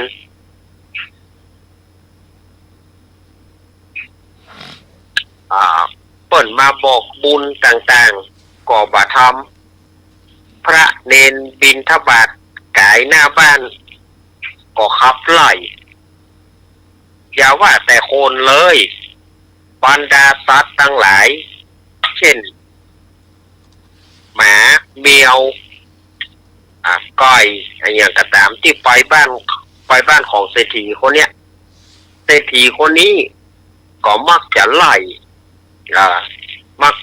ตะเพิดไล่ฟาดไล่ตีมันเพราะว่ากลัวจะมาลักกลัวจะมาขโมยของตัวเก่ากินแล้วตัวเก่าก็บ่ยอมกินบ่ยอมใจแม้แต่เมียบางครั้งเมียหิวข้าวเมียอยากกินข้าวก็บ่ได้กินว่านักก็บ่ได้ว่านักก็โดนมัน ว่านักก็โดนมันบ่ยอมให้ลูกคือเมียกินข้าวถ้าจะกินก็ต้องไปต้มกินข้าวหัวเปียนแต่ถ้าญาติโยมมันไปใจที่นายเนาะข้าวหัวเปียนเนี่ยก็คือเป็นเปิ้นเอาที่มันเหลือจากการตำแล้วเหลือจากการตำการสีแล้วเปิ้นต้มเพื่อหมูเอาง่ายๆข้าวหมูเนี่ยจะกินกับน้ำข้าวอย่างเงี้ยบ่ยอมจะกินข้าวกินน้ำจนเมียเนี่ยเป็นล้มพับไปหลายครั้งเอ้ยเนาะก็จะไปอยู่ยังเมียมากระไดเราจะอยู่ยังอย่างเงี้ยบัดละอย่าเราไปอยู่ที่อื่นเนี่ยหรอก ก็มันเป็นกรรมของเปิ้นมาอย่างนั้นแกฮะกรรมเวรเปิ้นกู้เวรกู้กรรมเปิ้นสร้างกันมากันเนาะอันนี้ก็ขนาดบ่ยอมให้ลูกก็เมียกินข้าวนะแต่บ่มีลูกเหมือนกันนะเศรษฐีคนนี้ก็บ่มีลูกเราเทวดาตั้งหลายก็ตึงบ่ลงมาเกิดแม้แต่ผีก็ยังบ่มาเกิด แต่ก็ยังระแวงอยู่นะเศรษฐีนี่ก็ยังระแวงกลัวว่าเมียเนี่ยจะลักแก้วแหวนเงินทองจะลักทรัพย์สินของตัวเก่ากลัวว่าเมียจะเอาไปขายหรือว่าจะเอาไปคือจูเน่ขนาดบ่ฮื้อเปิ้นกินข้าวแล้วนะยังว่าระแวงอยู่กลัวเปิ้นจะเอาเงินเอาทองไปคือจูก็ลักเอาเมื่อตกกลางคืนมาก็ลักขนเข้าของโคนเอาเข้าของต่างๆเนี่ยเอาไปฝังไว้ที่คอสะพานหรือว่าคนเมืองเขาว่าคอหัวคอสะพานนั่นนะ เอาไปฝังไว้คืนละเล็กคืนละน้อยคืนละเล็กคืนละน้อยเอกอะเอาไปฝังไว้พอฝังไว้แล้วก็ไปไหนอะมะนั่งเฝ้าคอสะพานนั่นนะวันค่ำคืนหู้ไปนั่งเฝ้าคอสะพานนะอยู่บ้านก็ระแวงเมียจะลักเอาไปอยู่เอาไปฝังไว้ที่คอสะพานก็กลัวโจรมาลักโอ้ทรัพย์สินเนาะแต่ถ้าจะจมทรัพย์สินเนี่ยมีก็เป็นตุกบ่มีก็เป็นตุกอาตมาว่าเนาะ มีก็เป็นตุกบ่มีก็เป็นตุกอย่างที่ออกข่าวมาขนาดว่าธนาคารหมู่บ้านเป็นธนาคารของโครงการพระราชดำริก็ยังเบี้ยวกันอยู่นะประเดี๋ยวนี้กรรมการที่เป็นประธานธนาคารหมู่บ้านบ่ยอมจ่ายบอกว่าเงินบ่มีแล้วเอาแล้วเปิ้นฝากไว้มีไหนเนี่ยสถาญาติโยมมีก็เป็นตุกบ่มีก็เป็นตุกมันบ่เหมือนศีลธรรมเนาะถ้าเป็นศีลธรรมเนี่ยเฮามันจะไผถึงเอาไปบ่ได้ แต่ทรัพย์สินปณิธานต่างๆมีก็หัวเปิ้นเอา บ่มีก็บ่ได้กินอย่างใดก็มีอย่างเศรษฐีนี่ก็เหมือนกันระแวงว่าเมียจะเอาไปฝังให้คนอื่นก็ลากเอาไปโขนไปฝังไว้เต็มคอสะพานนั้นแล้วก็เกิดกลัวขโมยมาลักแถมก็เลยบอกไปที่ไหนนั่งเฝ้าวันค่ำคืนหู้โอ้เข้าบัดกินแล้วไปนั่งตากแดดนะมันจะไหวว่าก็อย่างว่านะคนเฮามันบ่ได้กินอย่างแล้วไปนั่งอยู่วันค่ำคืนหู้เอาเข้าก็เป็นลมแหละเป็นลมตายเรื่องมันพอเป็นลมตายก่อนที่จะทอดจิตเนี่ยจิตใจก็ยังห่วงพะวงทรัพย์สมบัติเนี่ยก็ยังมาห่วงอยู่ห่วงทรัพย์สินที่ฝังไว้ก็เลยเอาจิตวิญญาณไปเกิดเป็นจระเข้เฝ้าคอสะพานนั่นน่ะ บอกไปทางใดแต่เกิดหมอไงแต่เพราะว่าจิตระวังใกล้จะตายนะมันกึดถึงถ้าทรัพย์สมบัติมันหลอกห่วงอยู่ในของกูนั่นน่ะเมื่อตายก็เอาจิตวิญญาณไปเกิดเป็นจระเข้เฝ้าอยู่หัวสะพานคอสะพานนั้นเวลาไผไปไผมาก็บ่แย่งอย่างเฮือไผบ่ทำให้ไผแต่ก็หิวบ่มีหยังกินถึงจะกินได้ก็บ่มีลิ้นนั่นจะเข้นี่มันบ่มีลิ้นแกหมูอันเนิ่นในตำราเพิ่นว่าอันนะมันบ่มีลิ้นจะกินหยังก็บ่ได้เจ้าบ้านแถบนั้นก็ปากันกลัวกลัวจะเข้เนี่ยกลัวแต่เนอะทีนี้เมียมันก็ว่ามันเป็นภัยจะเข้ตัวนี้มันมาเฝ้าอยู่ที่คอสะพานได้อย่างไรตกกลางคืนก็ไปเข้ากำฝันเมียมันบอกว่าที่เฝ้าคอสะพานที่เป็นจระเข้เนี่ยก็คือข้าเนี่ยเนอะ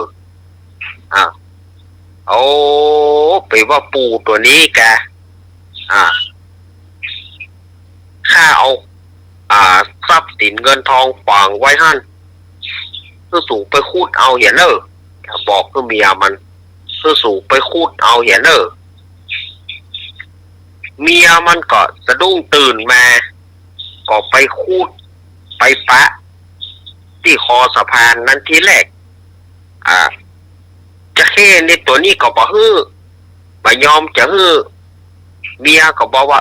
อันเนี้ยปัจจัยว่าจะเอาไปน่ะจะเอาไปทำบุญจะเอาไปทำบุญก็เลยยอมฮื้อเมียมันก็มาปรึกษาหารือกับญาติมิตรพี่น้องว่าเฮาควรจะทำบุญทอดกฐินเฮาควรจะเอาทรัพย์สินเงินทอง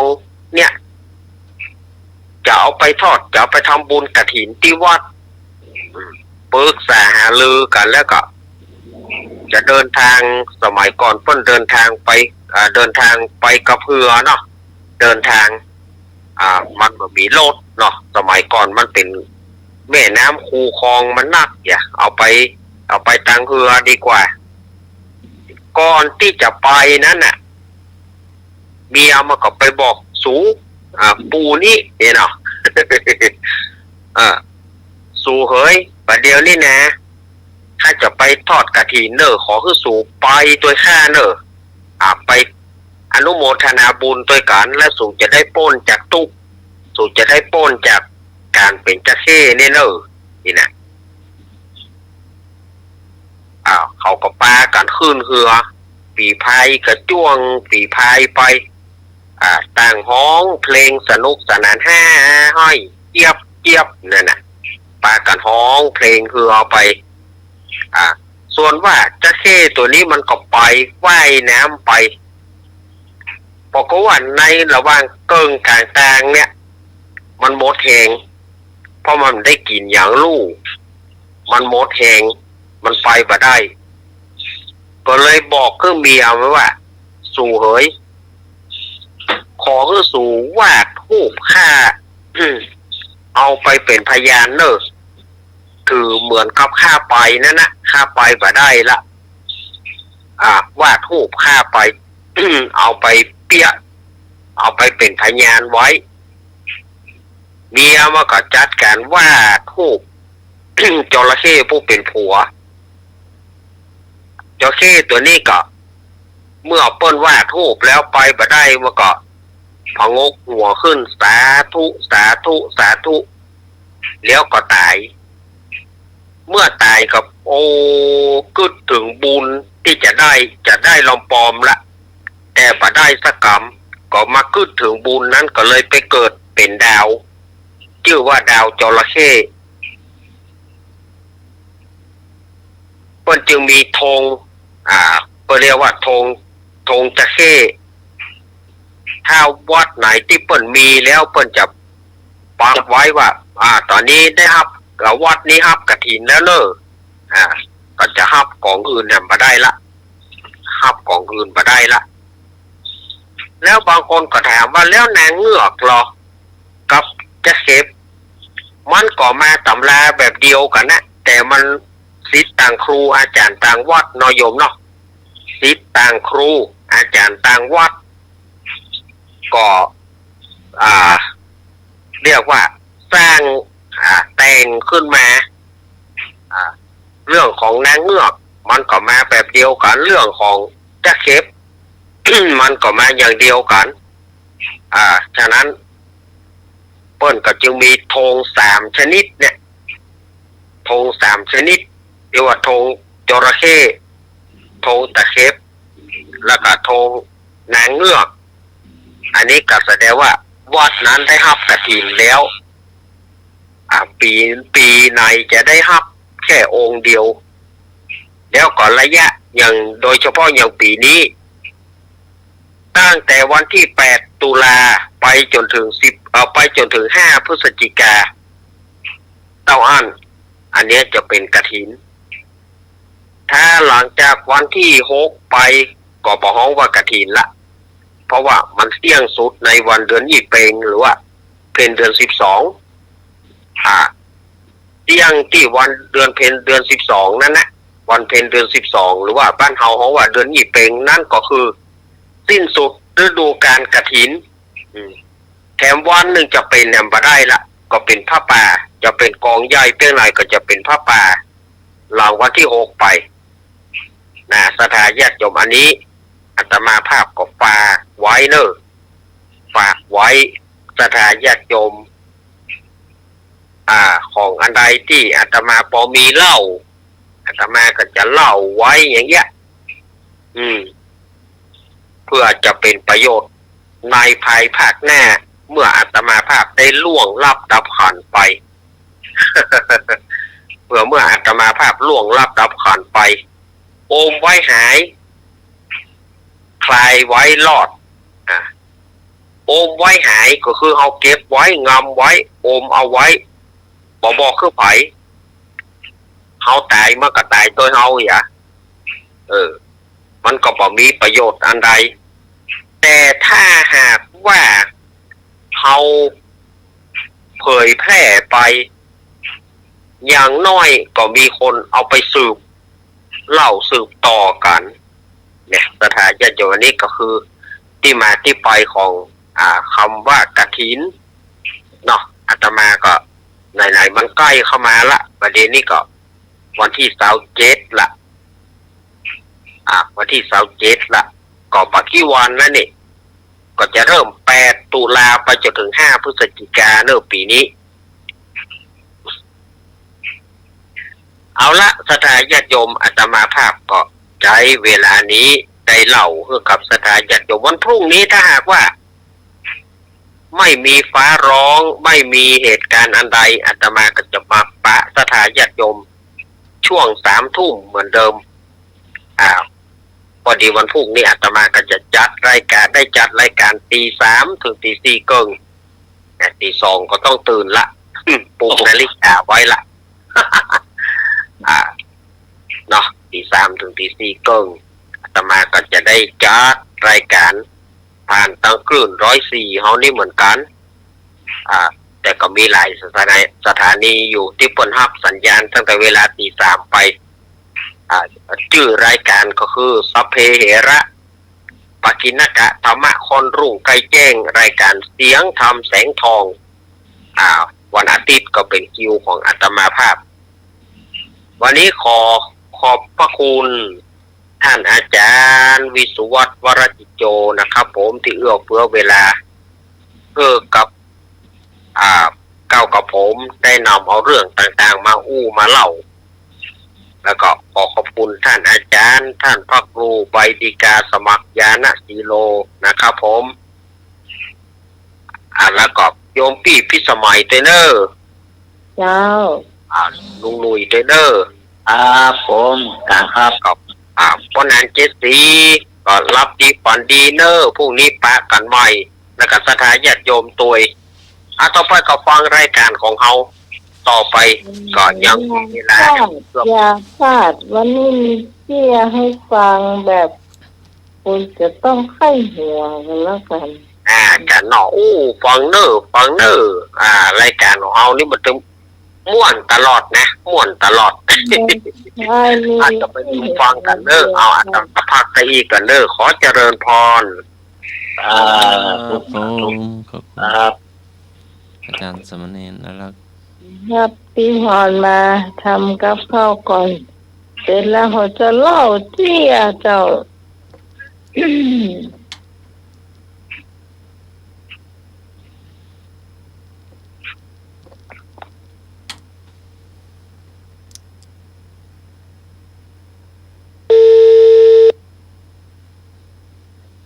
เขากำเลย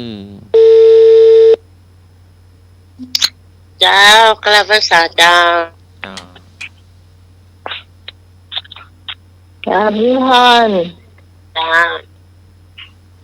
วันนี้ทำขนมเจ้าวันนี้สังขยาฟักทองใส่เป็นลูกกันเนาะมันมีฟักทองพอประมาณ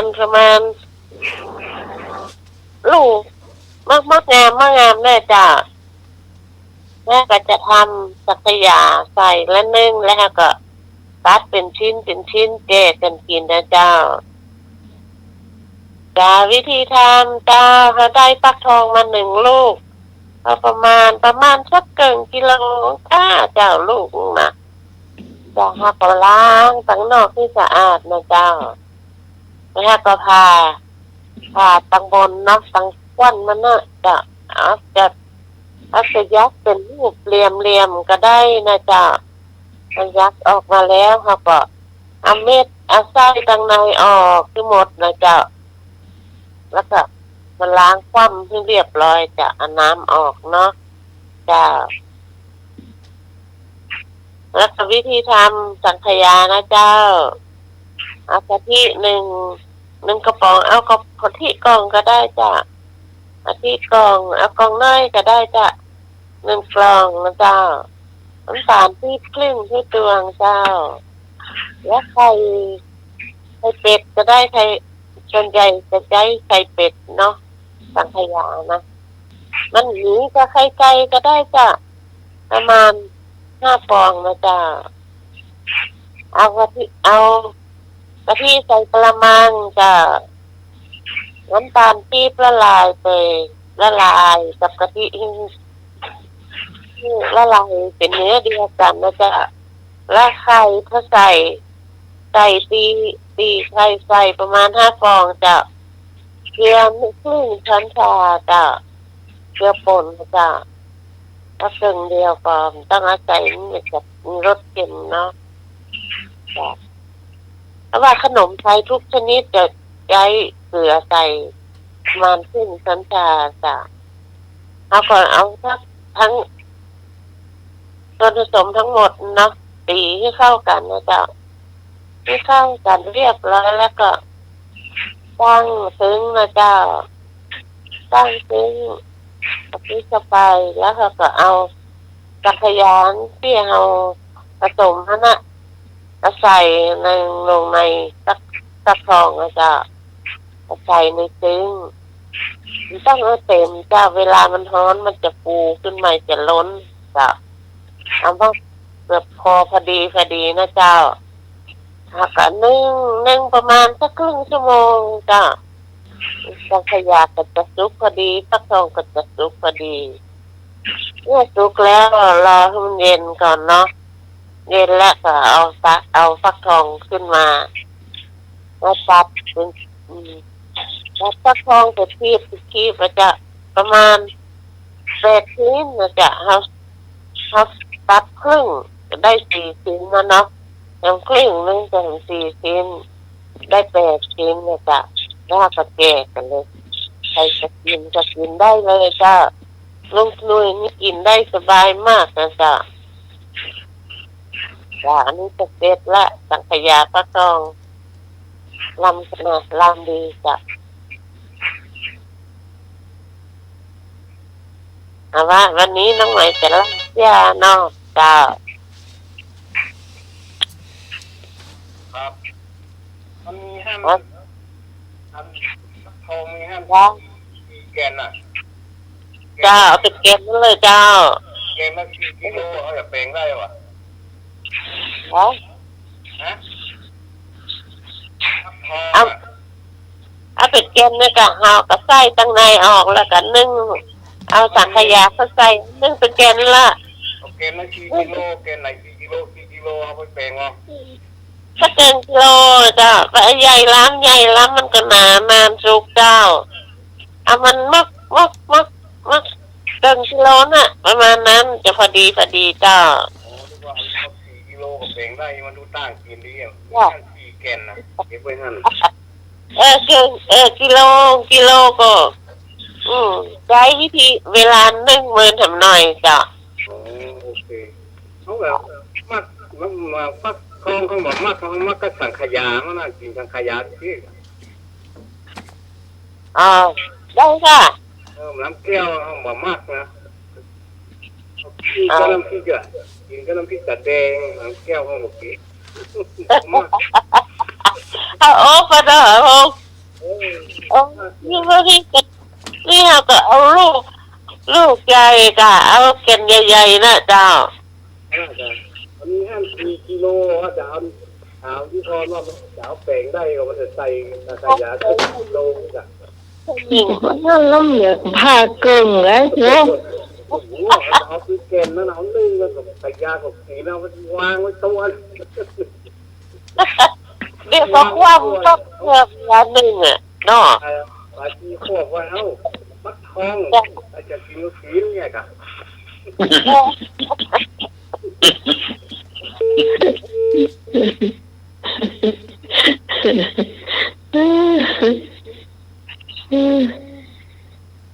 คนร้ายพักผ้าพ่นกับกันเนี่ยเพื่อมากันจะดีเอาก็แตกแยกเนี่ย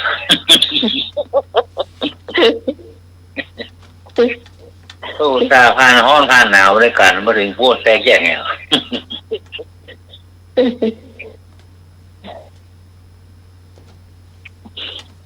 วันนี้มีเชี่ยงห้องจ้า เพี้ยเจ้า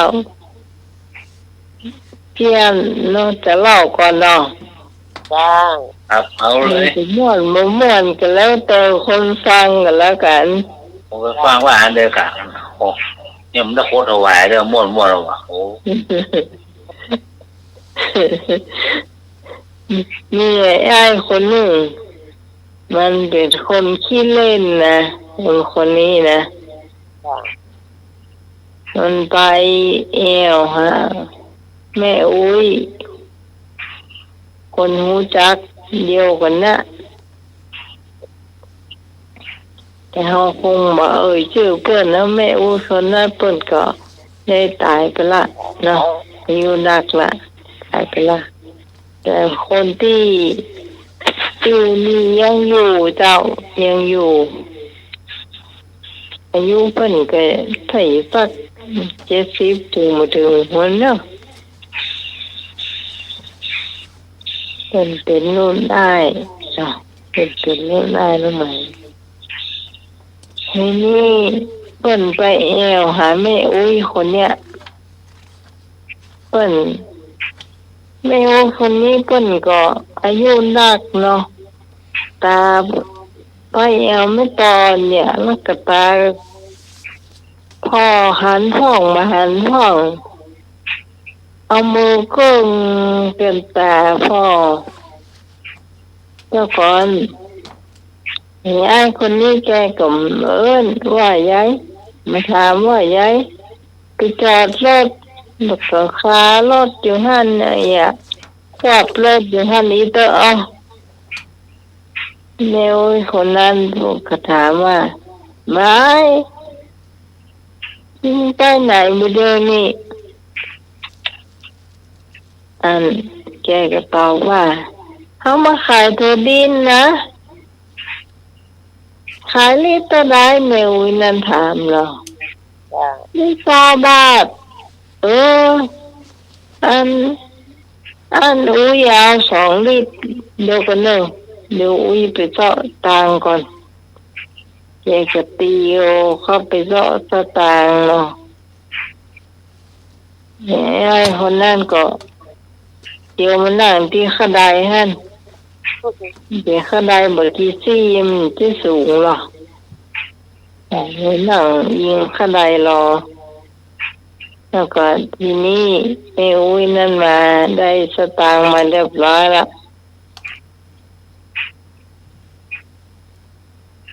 แม่อุ้ยนั่นแกก็ถามว่าเดี๋ยวนี้ถามแต่เขาอุ้ยจำเขาไม่ได้กันนี่มีชื่อเป็นลูกไผ่เหรอเผื่อจำมันได้นี่ไหนเธอดินอุ้ยซื้อ2 ลิตรมันลึกลงตั้งนาน เดี๋ยวดิ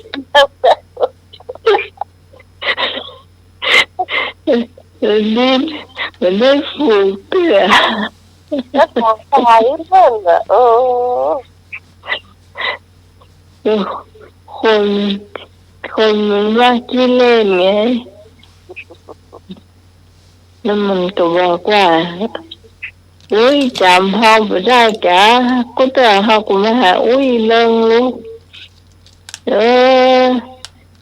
เป็นลูกมันลุงแดงจ้าอย่าอะไรเนาะเป็นสมมุติเนาะ จ้า สมมุติพ่อเปิ้นก็ตายไปละอันนั้นให้ลูกเปิ้นก็คงได้เจอพ่อเปิ้นก็เป็นคนขี้เล่นเนี่ยผู้เล่นนี่ผู้เล่นพ่อแก่พ่อเนี่ยค่ะนี่แม่ก็ว่าอันเหมือนกันแล้วอันนี้ที่หาหูนี่พ่อยังตัวเปิ้นนั่นแหละโอ้ยหาพ่อก็ไข้หัวนะดึงว่าไปจุคนเท่ามาเดียวนี่นะขายเลยตรงนี้อ่ะ นะครับ เลย พ่อหรือมีเหรอพ่อสองคนอ่ะ เจ้า ครับพ่อหรือมีเหรอ จ้า ครับ เสี้ยพี่พรนี่เป็นเสี้ยขโมยเป็นลากครัวตังหลุมมาเนาะจ้ะมันมีบ้านหลังหนึ่งเจ้ามีตายายเนาะ2 คนนี่มีลูกสาววัยกำลังคบเพาะแตกสาวเนื้อสาว15 ยกพี่พ่อเพียนยันคนหนึ่งจ้ะอยู่ด้วยกัน3 คนนะจ้ะ ครับ คืนหนึ่งมีขโมยลักเข้าบ้านจ้ะรอดมาจะมาเสาะหาของอย่างเงี้ยอันได้อย่างมันก็เปียไปหน้าเจ้าเปียไปพอดีเมื่อคืนวันนั้นแต่พอดีมีเสียงประหลาดขึ้นมาดังปึ้งปึ้งนี่เนาะก็แม่เขาว่าโอ้อีล่านี่นาแตกเนื้อสามดังเป๊ะดังว่าตะดังปึ้งปัง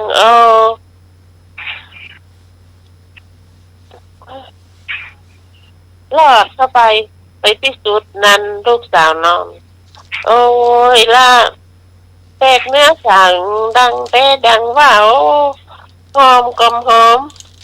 ได้กินอย่างตุ๊ไว้จ้ะไอ้น่ะไปนอนเนี่ยน้องอีล่านี่แตกเนื้อเก่ากินมาหอมเลยนอนเข้าไปแล้วชวนขโมยนี่มันก็ย่องเข้าปืนเถื่อนเนาะปืนบ้านไปส่องพอมีอย่างมีไก่ก็อยู่เจ็ดเจ้าขึ้นแล้วมีใครอยู่ในห้างหั่น3 แกนแล้วก็ล้วงเอาก็มีเห็นมีอย่าง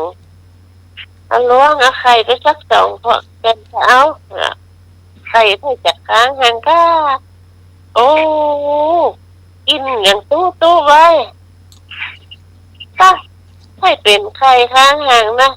2 แกนปะละนะใช่ย่างขึ้นไปพอดีไปขอบกงายยันน่ะ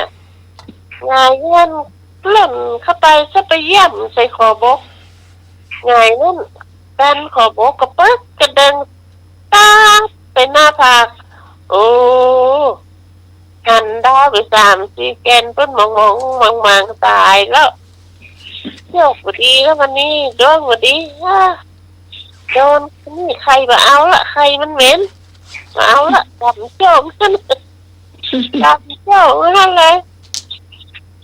หล่นออกบ้านทันทีโอ้โชคดีหน้าผากกันโนมอกหนาวนี่มันแกได้แกเนาะวันนี้เป็นลากครัวได้หนาวมา1 แกนปูดก็เจ็บว่าเรื่องนี้ก็จบลงได้อีกจ้ามันเป็นยังไงไอ้หนูตาหาไอ้บุญส่งมันเล่าเรื่องที่เนี่ยเล่าให้ฟังไปคืนแหละคนอื่นอาจจะเล่าไปได้เต่าเปิ้นเอาก่อนแต่งเจียวมาจ้าเห็ดตัวเนี่ยเอาเล่าเจียวหมูขั้นตาได้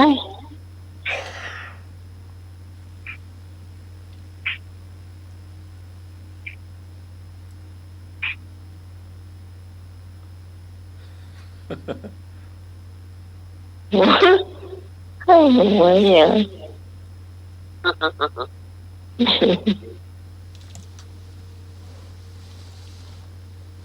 อาจารย์สมัครก็มีเสียอยู่ก้าวันเนี้ยจ้ะตื่นแต่เช้าเนาะ เจ้าเอาฝนตกเนาะ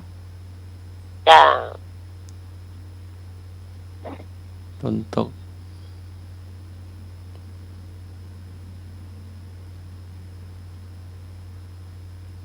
เห็นมีพระน้อยต้นหนึ่งอะ ฮะ ต้นน้อยเดียว เช่าเที่ยวเลยเที่ยวส่งเที่ยวไอ้บุส่ง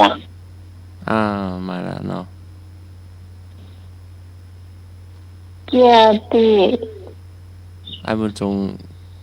จะเล่าเนาะหรือว่าลุงหนุ่ย ฮะส่งเราเที่ยวแล้ว โอ้เราไปเลยยังไม่เราเลยเอาละ ไม่เราเลยมองคุณพี่ตาเลยนี่ โอ้ก็น้องเล่าไปแล้วพี่เล่าก็เล่าไปแล้ว โอเค โอ้บอกนี่นักเจ้า นี่จ้าตะคืนเลย เออมาตาเจ็บมาตาเจ้า น้อยเดียวก็ได้แล้วเจ้านักเราที่เรียน ไม่ใช่มันเหล่าทั้งกายมาทั้งเก่าเนี่ย เออใช่ ตาเจ้ามาตาเจ้า ใช่เดี๋ยวน้องอันทวนเนี่ยก็ได้ว่าที่มันอยู่เจ๊กะ 我จะบอกเนี่ย น่ารักเจ๊กะ ตัวเหล่าเนี่ยกะ มันเหมือนเป็น มาได้แต่มาไว้งงหมดเลย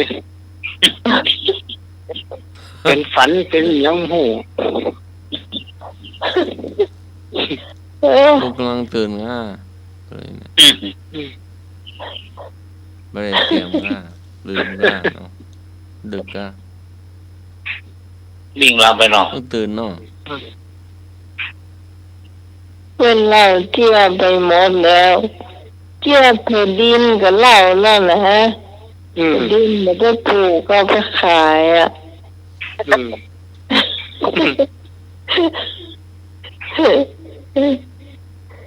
ก็เหลือให้มันส่งอ่ะแต่ว่าก็พูดกันได้ให้มันส่งคนเล่าไอ้หนุ่ยเล่าก็บอกเจออย่างเงี้ย จะได้มันเปิ้ง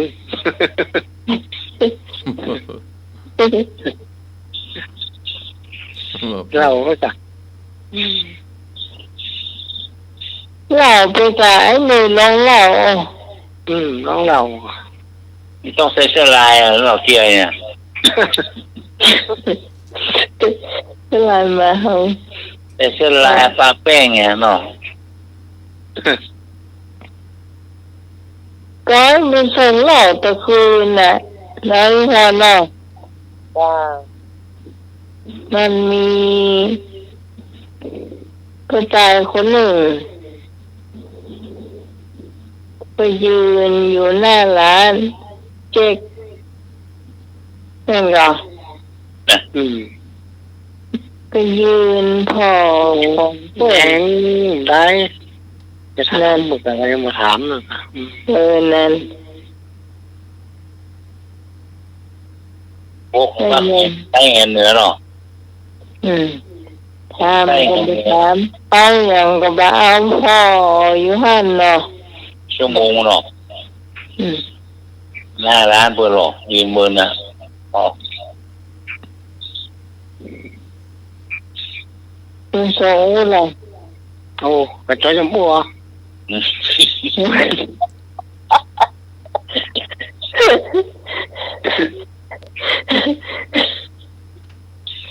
เงินได้เงินเนื้อเนาะมือจกผู้เกี่ยวนะเนาะ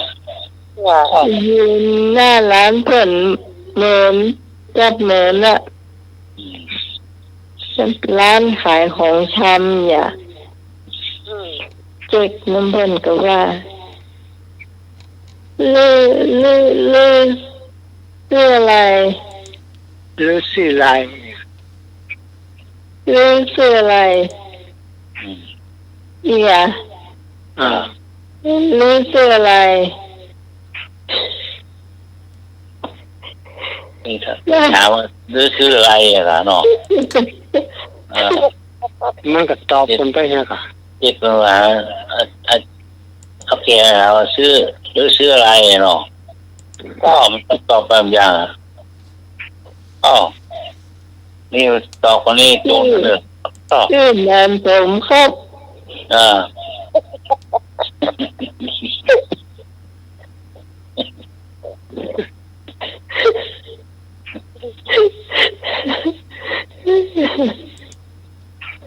มันหาชื่อเนี่ย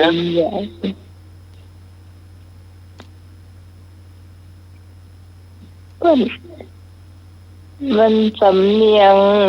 คนจีนเนาะ ไปหาว่าซื้ออย่างนี้ค่ะ ชื่ออย่างเนี่ยถ้าเป็นคนเมืองห้ามก็ชัดเจนอยู่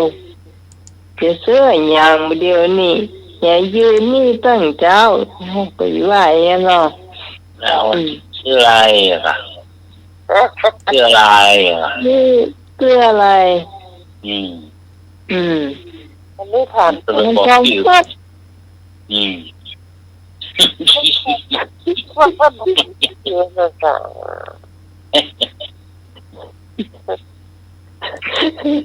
เชื่อวินานส่งเตพินเลย รับแล้ว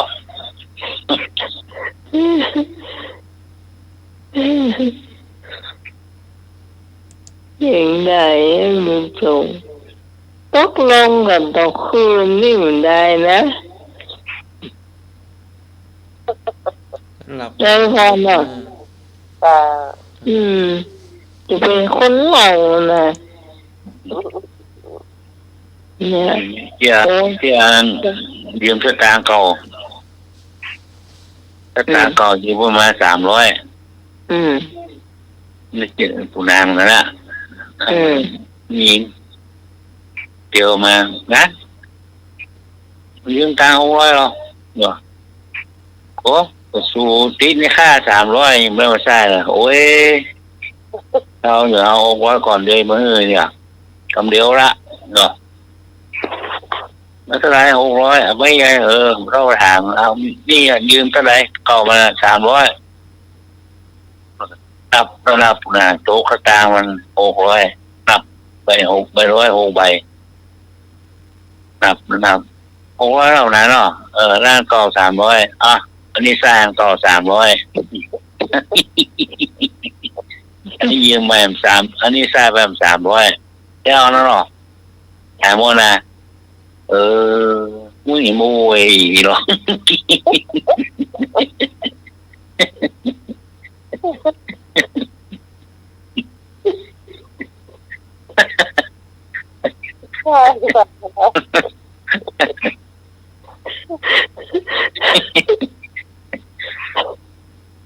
เข้า300ยืม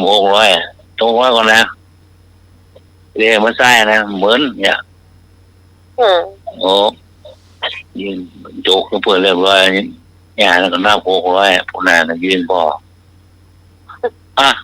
300ใช่ละอันเก่า300กี่600เอาใช่ก็คือ300ข้าง300เนาะ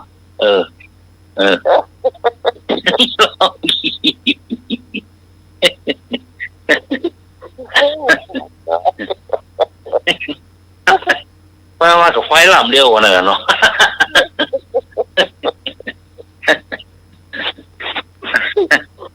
ก็หายแล้วก็หายแล้วก็มึงเฮ้กูกี้หรอ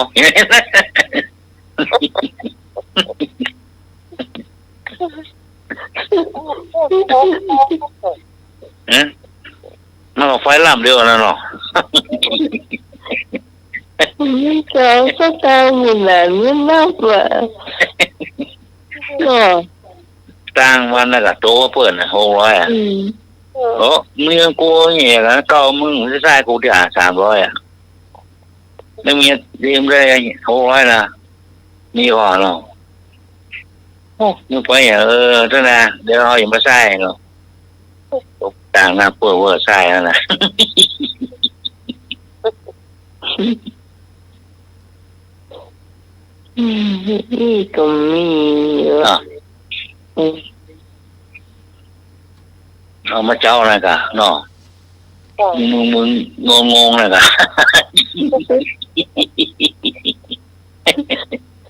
แกงยิงจะกลางหรอก เป็นเล่นเป็นที่หูที่ตาเหมือนเราเป็นส่งเลยเนาะ à เรามา ข้าวกินอ่ะเอาอันนั้นรอดปองหัวรอดปองช่วยได้อ่ะ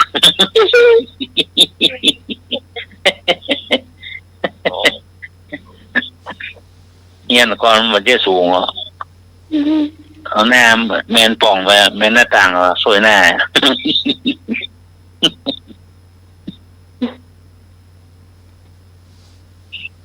แต่ก็รับอีกคนละ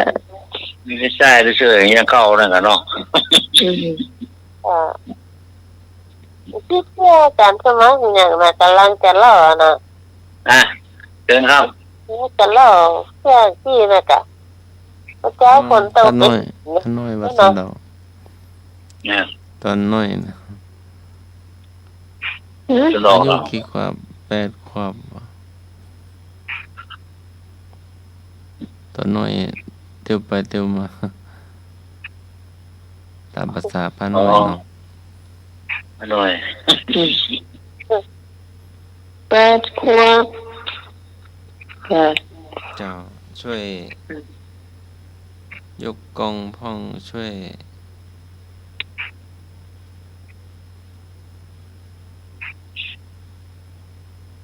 เตียวไปเตียวมาเนาะตามภาษาพาน้อยเนาะ ครับ แล้วก็ช่วยพี่เนนเนาะช่วยเก็บช่วยเพียวช่วยเสิร์ฟน้ำปานะโอ้ช่วยกัน มวยอ่ะอ่อนนะน้องเดี๋ยวมวยป้องแก้ว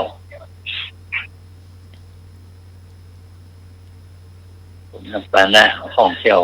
เดี๋ยวมวยน้อย ก็มีเด็กคนหนึ่งก็เรียนบาลี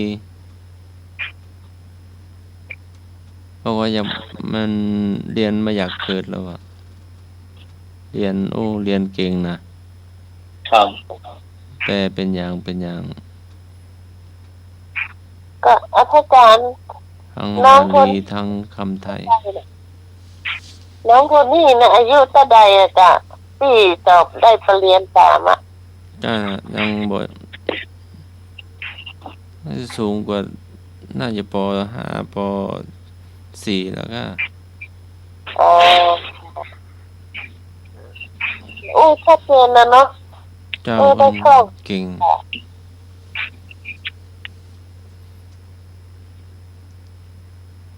เพิ่นเนี่ย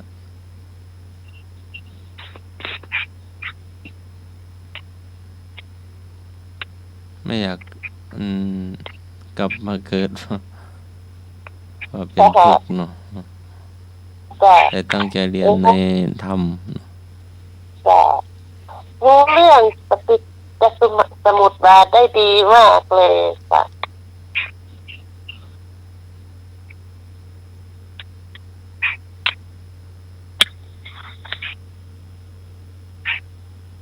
นี่แฮะ ก็ผู้นี้กวดสลากที่วัดสะดอกพระรามหลวงเนาะญาติโยมท่านใดว่างก็ไปร่วมได้เนาะตั้งแต่มื้อเจ้าเนาะแล้วก็มื้อแลงก็สวดมนต์เนาะถวายในหลวงรัชกาลที่10เนาะ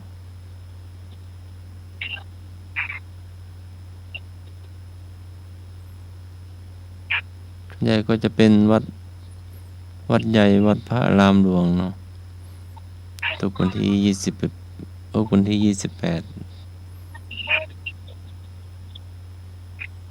แต่ก่อนนู้นเนี่ยสวดถวายทุกเดือนเนาะ มาอย่างฟ้องปะ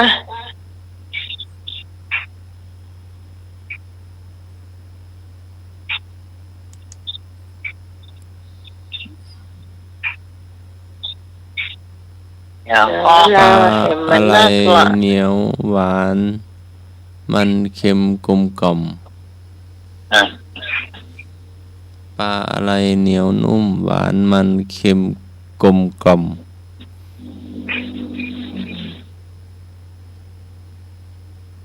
ปลาท่อง ปลา โก หมึก ปลา ปลาหมึ กิ ก นไข่เต่า ฮะ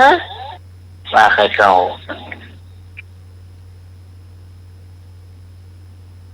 ปลากิมไข่เต่าก็ เจ้า อืม ปลากริมกอไก่รอเรือสระอีมอมา ปลากิ ไข่ ม เต่า เต่า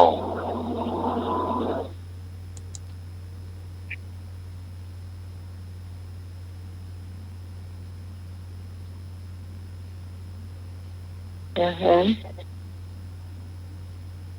จังหวัดอะไรช้างไม่ชอบ จังหวัดพังงา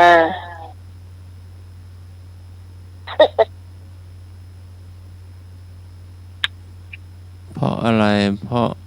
ฟันบนของอุลตร้าแมนถึงผุ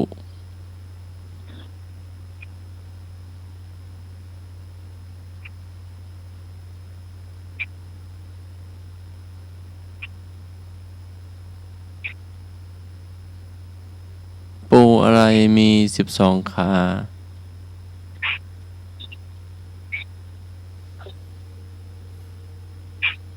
ปูอะไรมี12 ขา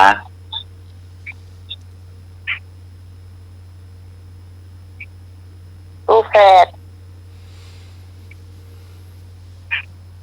ปกติให้เราหาคำตอบเองอะ ปูหก ก็เดี๋ยวต้องได้ไปหานับขาปูแล้วเนี่ยปกตินี้ มีแต่คำถามทำไมเวลาเปิดตู้ยาต้องค่อยๆเปิด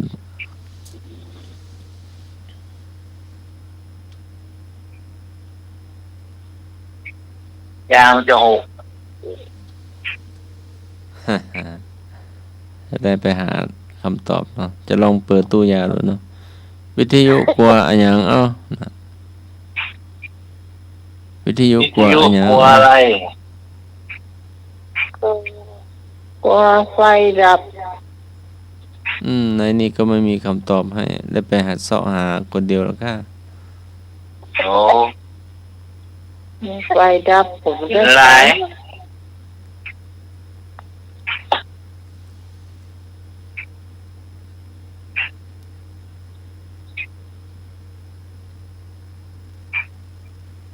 นาอะไรไม่หลับไม่นอน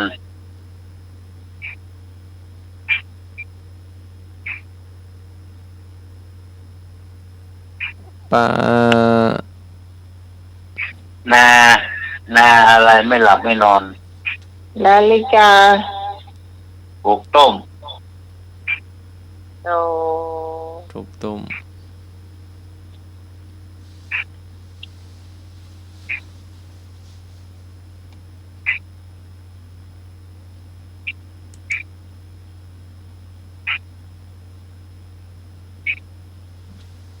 อะไรเอ่ยเรากลืนมันอยู่มันกลืนเราตาย น้ ในนี้บ่มีคำตอบให้เนาะ ำ น้ น้ำอ่ะเรากลืนมันอยู่ มันกลืนเราตาย ใช่จ้ะแต่มันกินแล้วก็ตายแต่จมน้ำอะไร จมหน้ามันหรอก จ้า อะไรเอ่ยมีแต่ไส้มืดทีไรออกทำงาน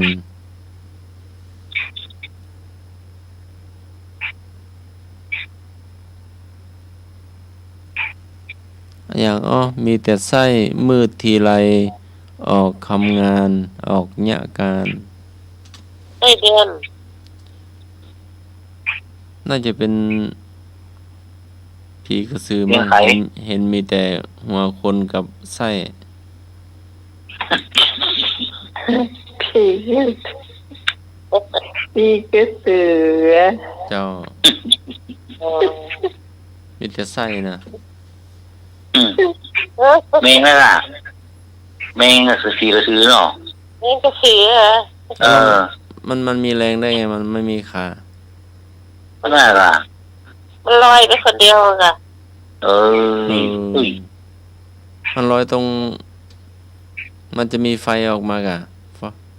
มีไฟจะ ไฟแมบออกมากะ อ้าว ถ้าถึงอ่านน่ะเปิ้นว่ากันอ่านน้ำเก๋ แมบตรงหัวใจหรือว่าแมบตรงไหน เรื่องปอดม้ามเป็นเมื่อมันเดียวกันนะโบราณเนาะอ๋อ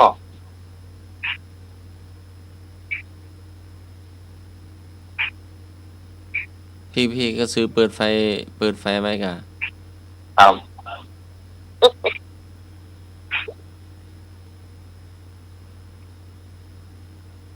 เออ แมวชอบอะไรมากที่สุด อะโธ่ ใต้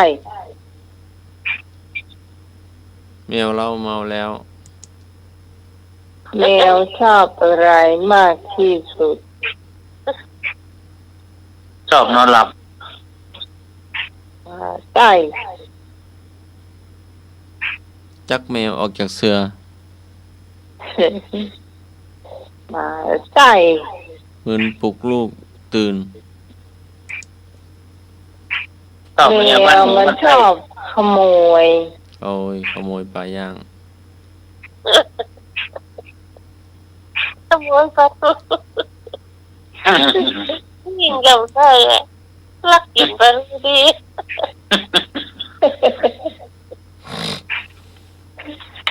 แมวชอบขโมยท่านจะว่าแมวขโมยอะ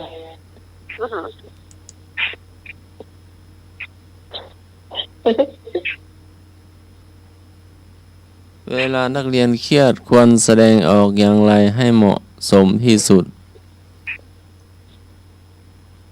ก็ถอนหายใจ ขอถอนหญ้าที่สนามหลังบ้าน คอถอนขนจักระแลงอถอนสายบัว ตุกอีแน่น่ะค่ะหายเครียดอ่ะเนาะ เขินยากอ่ะ มันเจ็บนะกะ มันจะได้เย็นมันโลกอ่ะ เพราะมันเครียดมามันตัวโขกแง่มันเท่าโอ้ยเนาะ มันทนเหมือนที่มีดู นะโขกกินมันก็สร้างดังมาหายเครียดแล้วหรอ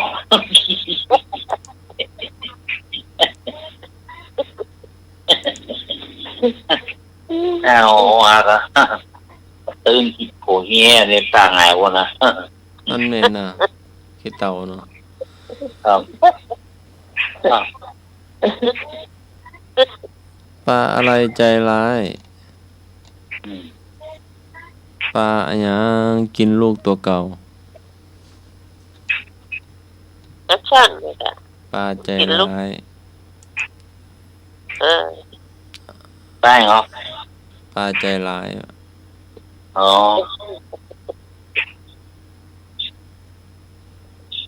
นี่คือดาบาใจยายปลาอะไรหายาก ปลากระป๋อง มาใต้ สามแม่ครัว มาใต้ ปลาซ่อน ถูกต้อง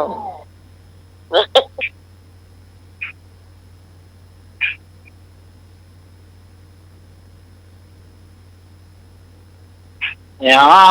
งอนคนเฮาอยู่ตรงไหน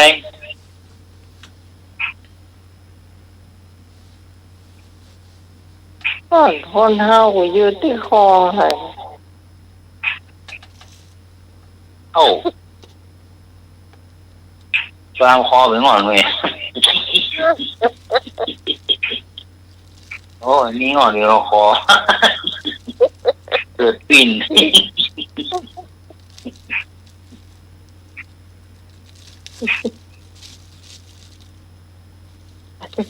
อยู่ตรงไหนอ่ะงอน